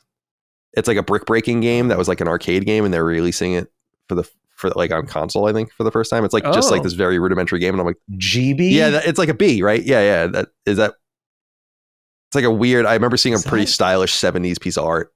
It's pretty neat. Do that kind of stuff. These guys have deep heritages. Yeah. Oh yeah. You should celebrate them. That's what frustrates me about PlayStation. I'm like, you don't understand. You're old enough now. Like you can do cool. I would have people that work just a small department in my first party family that would be like, your job is to just mine things, cool things, and figure out what we can do with cool shit. Take advantage of that. Do you think they were surprised by the negative reaction of that PlayStation Mini? Because that seemed like it should have been a slam. Yeah, I don't know why they would be surprised, because it had a lot of problems that were going to bother like the most hardcore, like, releasing PAL versions of games. And I have one on my shelf back there, but I have it more because I like the form factor then. And also I think that they just didn't do the work necessary or twist the arms necessary to get the really meaningful stuff on it. It's like, it was kind of a weird hodgepodge of, they always have good partnerships with certain companies. So it's easy to get Bandai Namco on board or something, but it's harder to get Square or Konami or whatever. But certain times, like I've seen this firsthand in some things, which is you say, oh yeah, we should do more of that. And it's like, well, it didn't work the first time. Of course. So they might say, yeah, we should do more retro stuff like that. And they say, but it didn't work the first time we did it. It's like, yeah, but it sucked that time you did it. Mm-hmm. So that's why I wonder how much of an impact that actually had in derailing future deep nostalgia plays. Yeah, you do nostalgia content right, and you're not going to go broke. It's just, you got to do it right. And I'm surprised by a lot of licensors, especially in dropping the ball. I always talk about that with G.I. Joe. It's like, come on. Like, what are you doing? Like, but now Wizards of the Coast is doing their game, and I think that's probably going to be awesome. So we'll see. Mm-hmm. Yeah. Fingers crossed. All right. Hoping for you. Hoping you. I would like anything at this point from anything I like. Would be nice.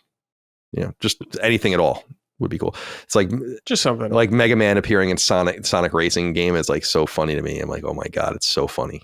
Like, the world just hates me. Now you know how it feels to be a Splinter Cell. Yeah, exactly. But I don't feel, Chris is the one I'm closest to, Splinter Cell fan I'm closest to, and I don't feel bad for him because of all the other shit he gets. Things that he doesn't really care about, but he wants them anyway. Yeah, it sounds like he's going to get right. Prototype. Exactly. That's the next one. It's like, okay, cool. All right, that's going to do it for this episode. Colin, Jason, thank you both for joining me. Appreciate it. Anything you guys want to say before we get out of here?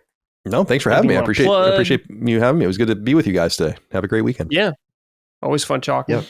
Yep. Jason, thanks for having me on. Thanks for having me on again. Always appreciate it. I'll just plug this again because it seems to be the most pertinent.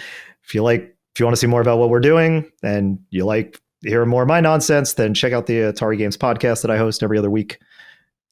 Got a bunch of stuff. We just talked about actually a game that you might be interested in, Colin. We actually did console ports of Wizardom from Apogee. It's like a boomer shooter. Oh, cool. Style, like a magic shooter. I love magic shooters. A boomer magic shooter, like kind of Hexen. Awesome. I guess. So it's a bit of a weird one for us to do, but it was it's pretty damn cool, man. And there's a whole bunch of other stuff. I'll have some Night Dive guys on again in the future and covering all the things. Cool. Keep up the good work over there.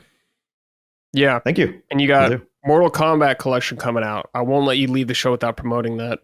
It's so funny when you bring that up because I have absolutely nothing to do with that game. But it's still. I went to absolutely check it out. It's definitely our biggest release of the year, and definitely check that out. I did go to Evo to just help run our booth and talk about it, and I had a cheat card like handwritten with all the games in it. So really? Like, what games are included in this thing? Like, let me check. This. That's a lot. It's a lot. Even like ones that people don't like, but like should be noted, which I think is super. I think that's super cool. I mean, that's what I liked about the Bubsy collection too. Absolutely. And Bubsy 3D apparently is like more playable than ever. So in some way, you're helping. Yeah. The crazy thing about that, we actually did a podcast about that one with the guys from Limited Run, and one of the crazy things with that is you can actually see the amount of facial animation they did for Bubsy, and which is nuts because you had tank controls where the camera was behind his head. So you never even saw it, but there was so much stuff happening on the other side. There was a certain love that went into that game, but it is still a train wreck of a game. Yeah, I never really messed with it. I want to play it, but it's got to be at a different time because there's just too much competing for my attention right now. Oh my God, dude, playing those 2D games, I'll just straight up say, like, those are also rough, man. Like, they are. Bubsy, they wanted Bubsy to be a thing, but maybe he'll be a thing now with the fourth game. So, or the 4D. That's actually, it'll be the sixth. Yeah, because it's a Jaguar game, right? And which is kind of cool, right? Like this. Well, so then maybe it's 7. I should know this more off the top of my head. But there was 2 more that came. There was like 2 that came out on PS4. There's a choice provision game. Oh, right, that's right. I forgot about that. Yeah. That it was revived. Yeah, that's interesting. Yeah. But anyway. Okay. Bubsy. What a guy. Yeah, what a guy. All right. Thank you, everybody. We'll see you next week. Take care and goodbye. Bye. Summon Sign is a product of Last Stand Media and Colin's Last Stand LLC and is proudly recorded in the USA. The show is written and hosted by me, Brad Ellis. The show is produced by Dustin Furman. All of Last Stand's theme music is by Ramon Narvaez. Summon Sign, along with the rest of Last Stand's media shows, are fan-funded on Patreon at patreon.com/laststandmedia. The following names are at the producer level on Patreon, our highest tier, and we are grateful for your kind contribution and generosity to our independent endeavor. Thank you.